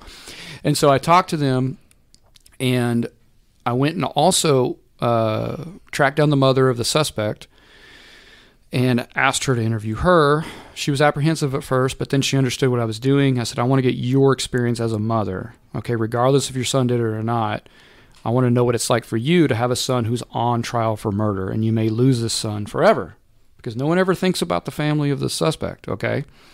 And so it doesn't mean they're all guilty just because their son did something stupid. And that's part of the reason why I'm doing this project as well. I also want to have some sort of voice for the perpetrators' families who nobody ever hears about. So I wanted to go and talk to her. And so we sat in a separate room and I talked to her, and she had hope that he was going to come out not guilty, but you could see it in her face and hear it in her voice that she didn't think that was going to happen, that he was probably going to get convicted and she would lose him forever. And I asked about their family traditions and what did he used to do at family picnics and parties, and, you know, his first day of school and what was that like, and that kind of thing. And I really was trying to get an understanding of what he was as a child. And what their family dynamic was and what she was going to miss once he's gone forever if he ends up getting convicted. And so when the trial resumed and the judge came out and the jury came out and they said not guilty, the whole place just went up. And all kinds of people stormed out of the courtroom who were on the victim side in disbelief. They're all screaming and yelling and running out of the courtroom. And then on the suspect side, they're also just elated, of course, and screaming. The mother almost fainted. The mother of the suspect almost fainted. So I went over there and photographed her of that moment that she heard the not guilty, right after she heard the not guilty verdict, knowing that her son is coming home soon anyway. And then I turned around, and even though everybody in the family that was there for the victim had left, they were outside in the hallway outside of the courtroom, the mother and the father were by themselves, standing there hugging each other under the light. And so I photographed them there in that moment. And then right after that, that's when Detective Isom was kind of standing there in disbelief, and I photographed her, and you can just see this 1,000-mile stare that she has. Because she couldn't believe it. Andrea, we talked about that. Can you explain what was going through your mind whenever that happened? I mean, like, I fucked up. That's what I thought. I mean, I don't know. I asked the DA and the investigator and everybody on that case, like, what did I do? Because I just assumed, I mean, and we know we don't use the term slam dunk case for a reason, because there's no such thing as a slam dunk case. But I really felt confident that I didn't know what else I could have done different. And the jury just did what they did. So all weekend, all week, it still bothers me to this day. It's going to be one of those cases I always take with me, unfortunately, just because it's like, that's your one job and you didn't do it. So everybody, you do your job 1,000%, and it's still up to 12 members of a jury to make that decision. Well, and it's also heavily dependent on the prosecutorial situation. Yeah, mm-hmm. You have no idea. There's all these elements, and It's presentation, and a lot of times with on both sides. And I've been in enough court cases that it is a presentation on the prosecutorial side and as well as the defense side. There's a lot of smoke and mirrors that need to be put up, and sometimes a defense attorney, all he has is smoke and mirrors, or she to present or to defend their client. That's their job. Well, and Richard actually interviewed him, the defense attorney, later. Yeah, I interviewed him later on. I went to his office and interviewed him, not just about that case. I mentioned that case to him. We talked about that for about an hour. The whole interview was about an hour, but I also talked to him just in general about his theory about doing defense and why defense, and all those things, which was really, really interesting to hear, because they're also easy to vilify. Yeah. Why would you defend somebody like that? How can you sleep at night? And he had some really, really interesting answers to that, because as Andrea or Lieutenant will tell you, when I do interview people and I ask them questions, I get very, very personal. I get very deep, because if not, I'm not here for the shit show. Like, don't give me the facade. I want to know the real deal. And so asking him those questions, especially about that case, was very, very interesting. Well, you want to humanize everybody. I mean, everybody, whether the victim's family or the people related to the victim or even the suspect's family, because you and I talked off air earlier about there's not a crime that hasn't been committed, no matter how heinous and egregious, that somebody somewhere in the world was connected to that suspect, that is not heartbroken and upset. Correct. Absolutely. I mean, here's the thing with my work, whatever the project is, I'm always trying to boil everything down to their base alloy. Okay? No matter what it is, whether it's a person or whether it's a situation or a scene, I'm trying to boil everything down to its core elements, because that's really when you start to understand things. With you doing all these interviews, looking back at childhoods, looking back at all this, are there any similar decisions being made by either victims, suspects, or even when you went and documented the homeless in Vegas, any similar decisions being made that are driving them to these particular outcomes? I would say that of all the situations that I've photographed where people were in trouble or not in good situations, all boils down to hopelessness. People give up hope. They feel like there's nothing there for them. They feel like there's nothing going to be there for them for the future, so they have nothing to lose. You might as well get fucked up and go do stupid shit, because literally they have nothing else working for them. Now, that's an illusion. I grew up in an environment where a lot of these same people who dealt drugs and got shot at and shot at other people were also infected with this this belief that because you got to understand, even me growing up, I was told by teachers, you're going to end up in jail or killed by the time you're 21 years old because of where you're from. Okay, these are teachers. Okay, so so that I can also empathize with that. When we go to a homicide scene and I see some young 16-year-old kid and he's got his pants down around his butt, and yeah, it's funny to look at, but what I'm looking at is I'm looking at a former version of myself when I was 16, 15 years old, and I'm also looking at friends who didn't make it, friends who were killed, friends who went to jail that I grew up with. I still, as an adult now who's experienced, I still think that because I got myself out of that situation, I succeeded. But I consider myself lucky. It's a little bit, obviously, I give myself a little bit of credit for doing that. But, sometimes things kind of worked out in my way. There was lots of situations that I probably shouldn't have made it out of. So I can't necessarily just judge someone who's on the ground who got killed over a $5 bag of weed because I used to carry around $5 bags of weed, and it could have gone wrong very easily. And thank God that it didn't. There's always a story that led them up to that point of laying on the ground. Absolutely. With a $5 bag of weed. Absolutely. I mean, I've seen people get killed over nothing just since doing this project. And that hopelessness you said too, that's interesting because it really does capture multiple kinds of deaths, I think. I remember when I was a rookie being at some of these unexplains and there's like these hoarders, right? And nobody, like we can't find next of kin because no one cares about them enough. And they've let themselves go and you're like, they used to be a person at one point. They used to have a career. They used to have a family. And now they're homeless. Like this morning, we don't know who he is. They're in this house with cats and all these things. And it's like when you give up on life, life gives up on you. And then you get into the suicide stuff and you read these suicide notes. I had a double suicide last year, 2 sisters. And you read these notes and you're just like, how did you go from childhood, everything's whatever, to becoming a killer, to killing yourself with your sister, to becoming a hoarder and dying alone? Like, how did you just lose it in this moment and what caused that? And it's just interesting because you see it in almost every single death case in some form or fashion, it seems like. Yeah, and there's a spectrum of that, obviously, but you see that in every... I see that, when I talk to homeless people and I talk to drug addicts and the people who lived underground in Vegas. I mean, there was people there that were doctors, lawyers, okay? These are people who are success stories and then they end up being homeless and living in a tunnel addicted to heroin, okay? So, I mean... not everybody's a piece of shit. There are some piece of shit people, obviously, who do dumb things, but sometimes people just make terrible decisions that are impulsive, and then it's the wrong place, wrong time, and they get caught up in it. And so I don't write everybody off just because they're in a bad situation. When you started off this project with Dallas Police Homicide Unit, your original mission that you set out to accomplish, do you feel you accomplished that, or did it evolve and you went even better than you thought it would come out? No, I still have the original mission in that I wanted to kind of show Homicide Unit as people first and foremost. I wanted to show all the stuff they have to deal with, like suicides, unexplained naturals that most people don't think they have to deal with it.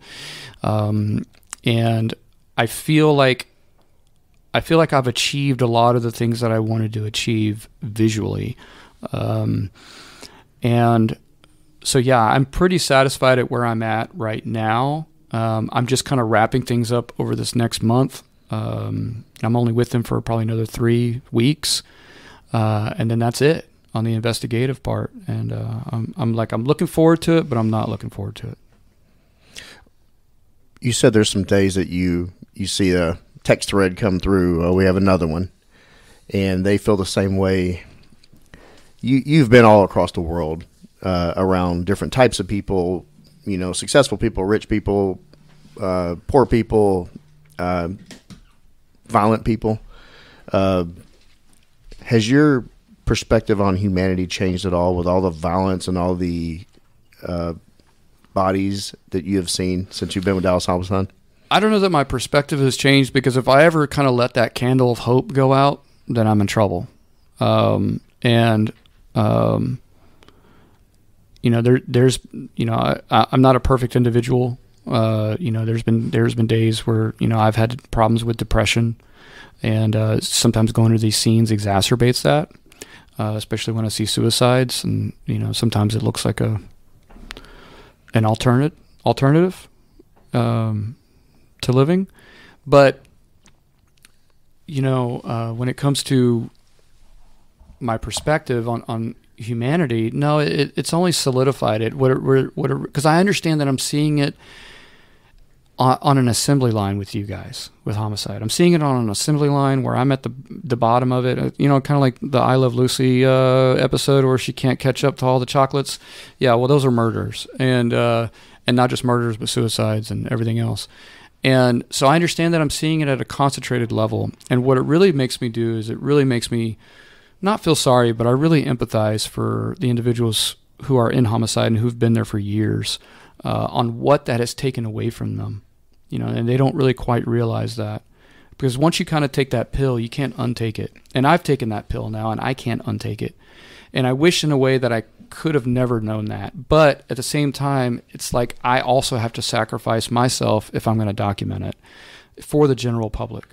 And I've done that. And it's not necessarily been the best experience as far as how that feels emotionally, dealing with death and that and in a concentrated form. But it's made me respect them a whole lot more, to the point where, it's almost like a sense of love. Like I love these detectives. It's beyond just, camaraderie. And it's beyond just a project. Beyond just a project. You've gained a new family now. I like to feel that way. I don't know if the feeling's reciprocated, but yes, we do. But Well, now that I have them right here, so Lieutenant and Detective, has your opinion of Richard and his mission when you first met him, has it changed at all? And have you seen a change in him? I wouldn't say the opinion has necessarily changed. It's more I've gotten used to him or being around. I guess you could say, because I've gotten to know more about the project, and as I've gotten to know more about it, I've gotten more interested in it. Like one of the things he kind of touched on it a little bit earlier was we don't pay attention to the victim's or the suspect's family afterwards. Mm-hmm. And he gave a number. I can't remember the exact number, but he gave a number of groups that are out there to deal with the victim's family versus the numbers that are out there to give support to the suspect's family. And the suspect family number is so low that it seems like zero. He's saying, yeah, zero. We don't as a group understand how much it affects the suspect's family because we're so concentrated on speaking for the victim. And that to me was very interesting to hear. And, I think there's a misconception. Like, there are some cases, like, I would argue 16 times in the back on video, where I don't have a lot of sympathy for that suspect. But there's other cases where, a guy is high and is incredibly sorry. And, not every case is just a brutal killing of somebody with no remorse. There are some cases where shit just went wrong, or a kid's playing with a gun and he was drunk and he was like, you killed your friend. So there has to be a level of empathy, I think. But I think, like Richard said, like when you peek behind the curtain and you see all the stuff that's the darkness, you can't really ever go back to knowing what it's like before. And a lot of us, I think, do this job in law enforcement to protect people we care about from ever having to know in that world. We know it exists, and we take on this mental health stuff that we do, but we do it to make their lives better and their world better, hopefully. Yeah, there's an innocence lost. Mm-hmm. Yeah, I don't think a lot of the listeners really realize how emotional of a job this is. Whether you're you're a homicide detective, or you're a child abuse detective, or even family violence, or even patrol, just going to all those scenes. Out in patrol, you have to basically, you're a Swiss Army knife of a person, and you could be dealing with a drug house and go immediately to a family disturbance. And some of the officers that are basically being a marriage counselor and solving a marriage dispute don't even have a husband or a wife of their own or children of their own. I remember being 23 years old in South Central, going to a call, and they're like, he called me a bitch. And I was like, I am 23. I don't know what the fuck I'm supposed to tell you people about, like, sticks and stones. Like, what am I? But it really is like the.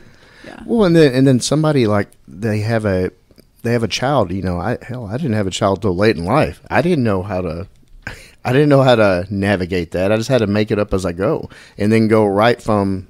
In some cases, like we talk about patrol, they go from a foot chase then they, an hour later, they're going to a family disturbance, or they're going to a dead body, or they're going to a suicide call. There is a roller coaster of emotions. I mean, when you were in patrol, do you remember your transition from being a quote-unquote normal citizen emotionally to seeing dead bodies, to seeing stuff, and then you became like this more desensitized, aware person?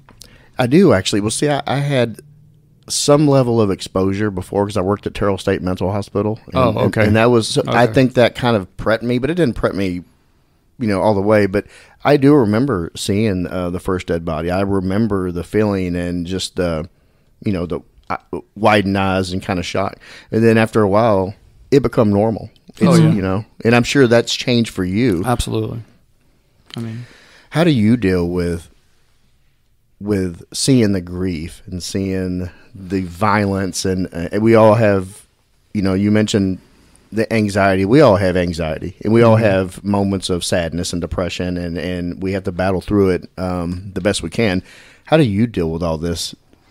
I mean, I drink, honestly, and also not only that, but I don't want to paint that as like, oh, I'm dependent on the bottle to get through the day. Like, it's not like that at all. I mean, I enjoy drinking, but no, I think what it is, and I think I don't want to speak, for everybody here, but I think that with these homicide detectives, it's a little bit of the same from what I've noticed, is that they kind of, honestly, they deal with it by depending on one another.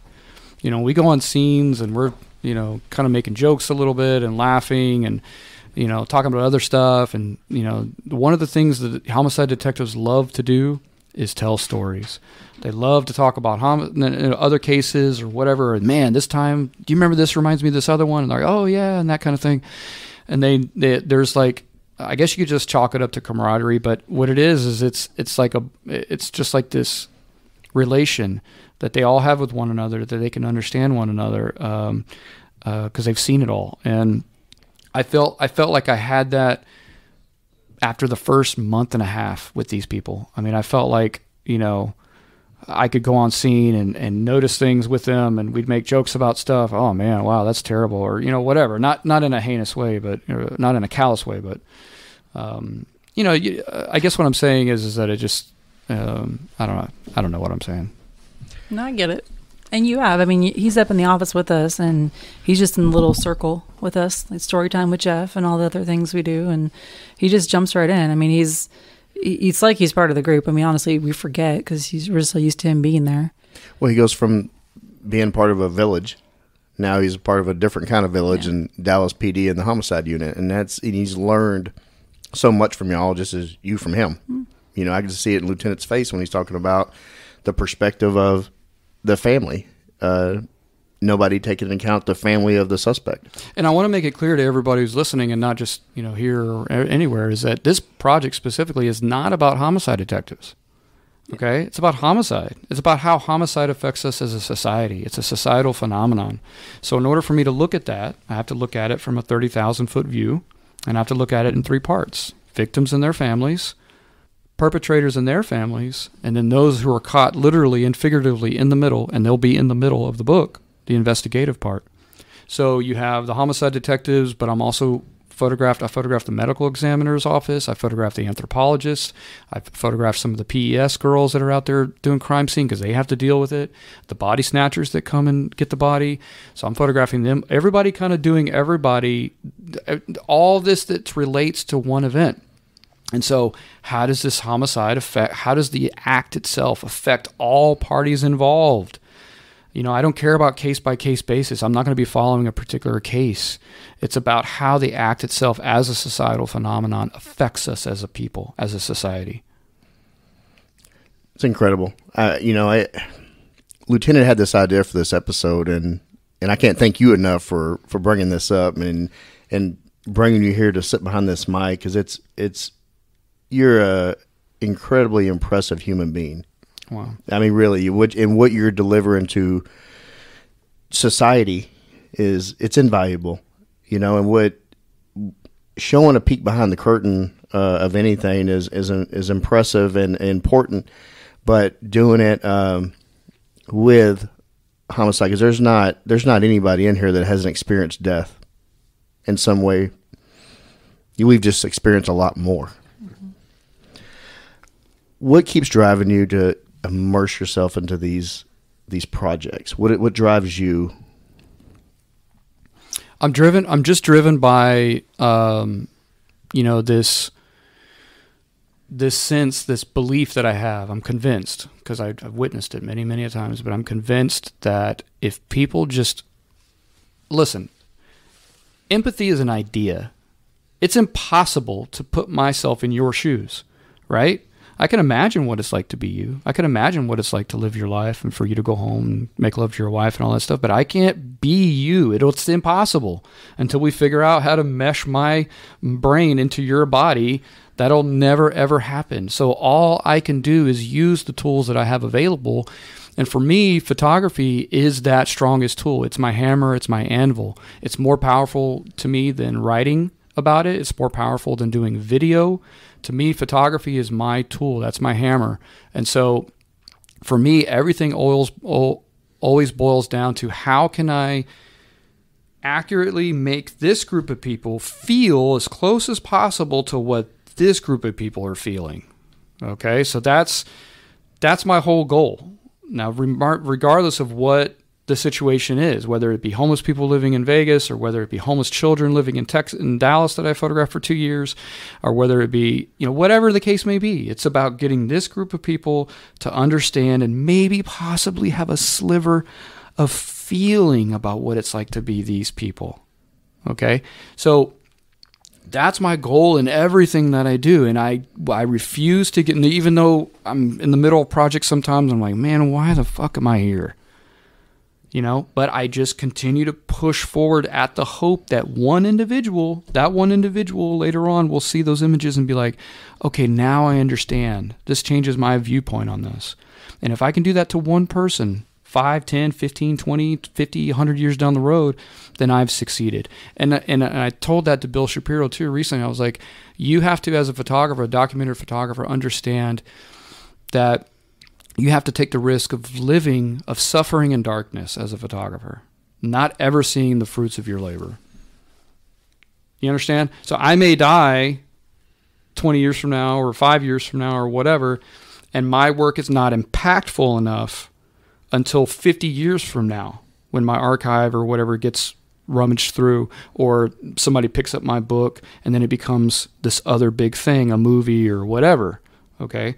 So I am always working with that understanding that it's not for me, it's for others. And so I'm on a big thing right now. I'm pissing a lot of people off in my industry right now because I'm basically bitching at all these photographers who are obsessed with themselves and want to always photograph their thing and their, emotions and all this other stuff and never leave their house.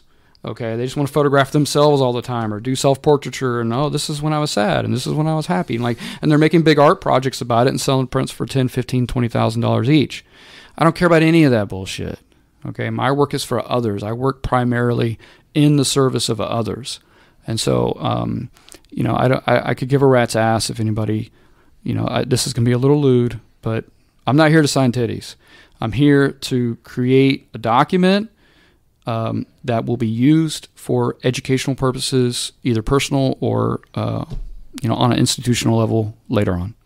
So, Richard, I know a little bit of what you've got coming up, and I know this is one of Joe's points, and I'm kind of going this direction because of what you just said.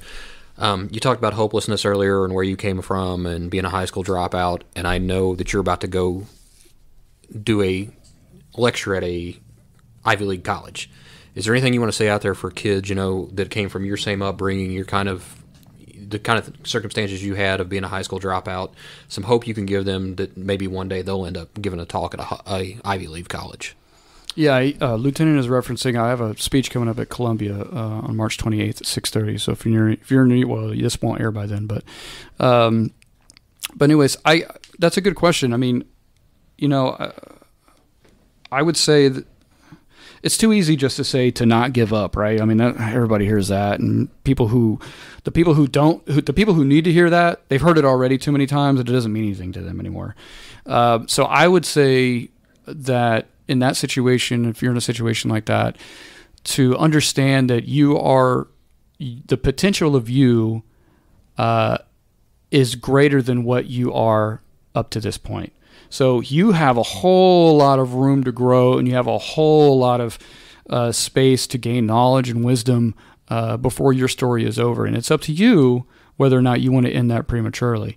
And so, for me, I knew right away that I was not meant to be just stuck, in that neighborhood for the rest of my life or in jail or whatever. I knew that I had something beyond that. I knew that I had bigger potential than that.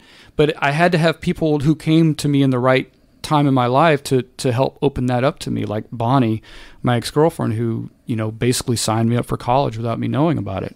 Had she not done that, I would have probably never taken that route. I probably never would have had the confidence to go to community college and take courses and take a photography course. And so who knows where I would be right now. I mean, I've done everything before photography. I was doing plumbing. I was a plumber's helper. I sold roofs. I worked at call centers. I worked at Whole Foods for 4 years. I mean, I've cleaned swimming pools. I mean, I've done all kinds of stuff. I've lived 1,000 lives. And so I would just say, I know what that feels like to live paycheck to paycheck, to not know if you're going to be able to afford food this month. I know what that feels like. And you just have to understand that, you always have more potential. You just cannot stop. You always have to push forward. A detective just texted me a question for you. Which detective? Detective Height right down there. Oh, okay. You're an author and a photographer. He'd love to know how that feels, melding those two art forms together, and if the writing influences the perspective of the photography or the other way around. Well, I don't include a lot of my own writing because I don't feel I am a good writer. So, like with the Cuba book, right? I didn't put any of my personal words in there. The words that are in the Campesino Cuba book, one is written by a Cuban historian that lives there in Cuba, and then one is written by a Cuban poet that lives there in Cuba. I wanted them to write about being a campesino. Now, as far as like Spina Americana, the book that I'm working on, in addition to the one I'm working on Homicide right now, I will be writing a little bit about Spina because it's my country. And it was my journey going up to central United States and experiencing that part of the country that I had never experienced before, like driving up into Nebraska, North Dakota, South Dakota, going to reservations, photographing at prisons in North Dakota, and that kind of thing.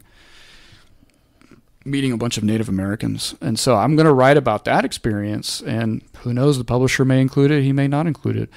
As far as the Homicide book, I'm kind of debating right now whether or not I'm going to write the introduction for it. I'm also very careful, like what I said, about not putting myself up on the stage too much. I kind of want the work to be, in a way, my interview. And if you look at the photographs, that's what I'm trying to say. And so I'm afraid that if I write something, then people will automatically get an understanding of the images before they get an understanding of the images. You know what I'm saying? Like I don't want to tell them what to think before they think it, I see what you're saying with that, and I can appreciate what you're saying, but if you write anything like you speak, I would read your book. Yeah, I mean, I've enjoyed it. Thank you. I appreciate it. I mean, I've been told that. I've been told that I should, and I may do for the Homicide one, but honestly, the only real reason why I would do it for the Homicide one and write an introduction or write some piece in there is to just kind of bring home how unaware the general public is about what law enforcement really deals with. Okay? Because I'm a citizen of the general public who has been deep dived into this situation, and now I get to kind of really see everything that like patrol and everybody else has to see on a daily basis. And I think that if the general public really had an understanding of that, and I mean really had an understanding of that, they'd be a lot less inclined to criticize law enforcement whenever people fuck up. Because guess what? Cops are people. And people fuck up. And there's always bad apples, whether there's doctors, physical therapists, janitors. You always got some asshole who kind of screws it up for everybody else, including photographers who go out there and do a terrible job representing what documentary photographers should be, right? Because they make it all about themselves, or they only show one side of thing, and then they get out of there, and then they put out a book about it, and then that becomes the public discourse on that situation. And that's completely unfair to the subject. It's an injustice. So, So yeah, I mean, that would be my biggest concern, is making sure that I do justice. Well, I think that's a perfect way to wrap it up. Okay. Richard, God, thank you. You're a beautiful human being, inside and out. You're a damn good-looking man. Oh, thank you. I'm actually going to put my titty away because I know you're not going to sign it. So I will sign your titty. Okay. Seriously, thank you for sitting with us. I know you're super busy, and I cannot wait to see the final cut of this project. I know all the people that are involved. Yeah. And I've seen the photos. They're powerful. They're impactful. They touch every aspect of humanity: the sadness, the elation, the deep sorrow. There is nothing about homicide that is pretty. From when the act is committed all the way up to when there was a guilty or not guilty. Years after that, it goes on. The ripple effect of homicide will never be forgotten, but for some people. Yeah. Thank you so much for being you, telling this story and telling your stories in a way that I like how you put it, that what you're doing now is not for yourself. It's for the many people that may pick up a book, pick up your project 50 years from now. Correct. And study it and actually become better people from being a part of that.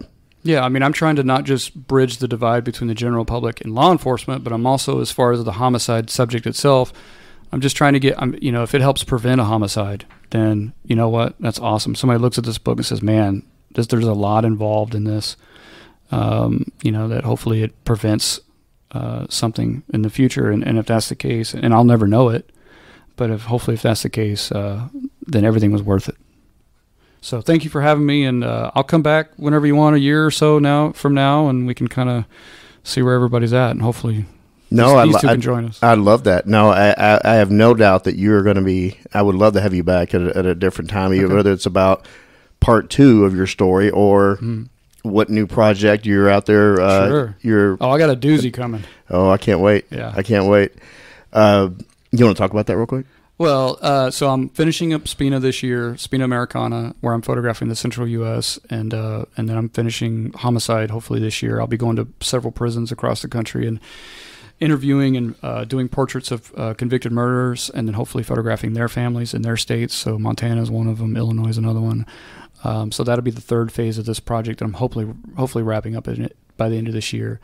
And then these 3 books, Spina Americana, American Homicide, and the third one is going to be like my trilogy. It's going to be my trilogy of American-focused books. So American Homicide, Spina Americana, and the third one, which I'm tentatively titling Shadow Empire, is I'm going to go to the 5 remaining territories of back when the United States had aspirations to be an imperialist country, an imperialist nation, like the Mariana Islands, Puerto Rico, the Virgin Islands, Guam, and American Samoa, where these individuals fly the American flag, they use American currency, but they do not have the same constitutional protections as you and I do, and they don't have voting power.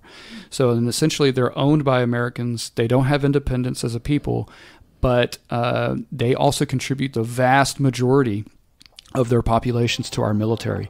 So they send a lot of their young men over. Puerto Rico is a huge one. American Samoa, I think 80% of their men join the U.S. military, but yet they don't have voting power. Their parents don't have voting power in our Congress. They have representation, but they don't have any real power. They can't vote for anything. So to me, they're Americans. Okay, they're my countrymen and my countrywomen, even though they live on a small island thousands of miles away in the Pacific. Okay, I consider them to be Americans, and so I want to go and photograph at each one of these locations as them, and photograph them in their home lives and their lives as Americans, to show us, these mainland Americans, that you have a whole bunch of countrymen and women out there that don't have constitutional protections, but yet they're forced to fly our flag. You're giving them a voice. Giving them a voice. They're Americans. I see them as brethren. So I want to highlight them as not just individuals and as people, but as Americans. ATO family, this is a different type of episode, and I've teased that, and I think you're going to hear why, but I think you cannot listen to this man and be impressed with his imagination, his passion, and his vision for our future. Thank you. Thanks. Thank you, Lieutenant. Thank you, Detective. Detective Height, thanks for sitting in. And thank you, Kent. ATO listeners, till next time. Hey, brother, hey, sister, I'll never give up on you. Hey, Mrs., hey, mister, I'll see this all the way through. No matter how far the sun and the moon, I'll never give up on you. Down when you're lonely, I'll pull you up. Life leaves you heavy when the going gets tough. I'll be your shoulder, together we'll run. Up from the bottom, yeah, we'll rise above. Hey brother, hey sister, I'll never give up on you. Hey Mrs., hey mister, I'll see this all the way through. No matter how far the sun and the moon, I'll never give up on you.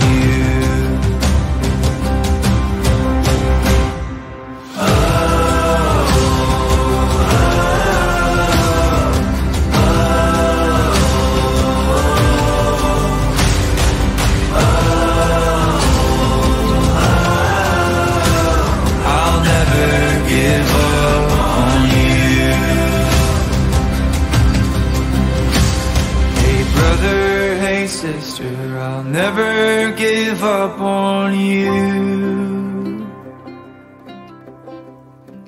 Hey Mrs., hey mister, I'll see this all the way through.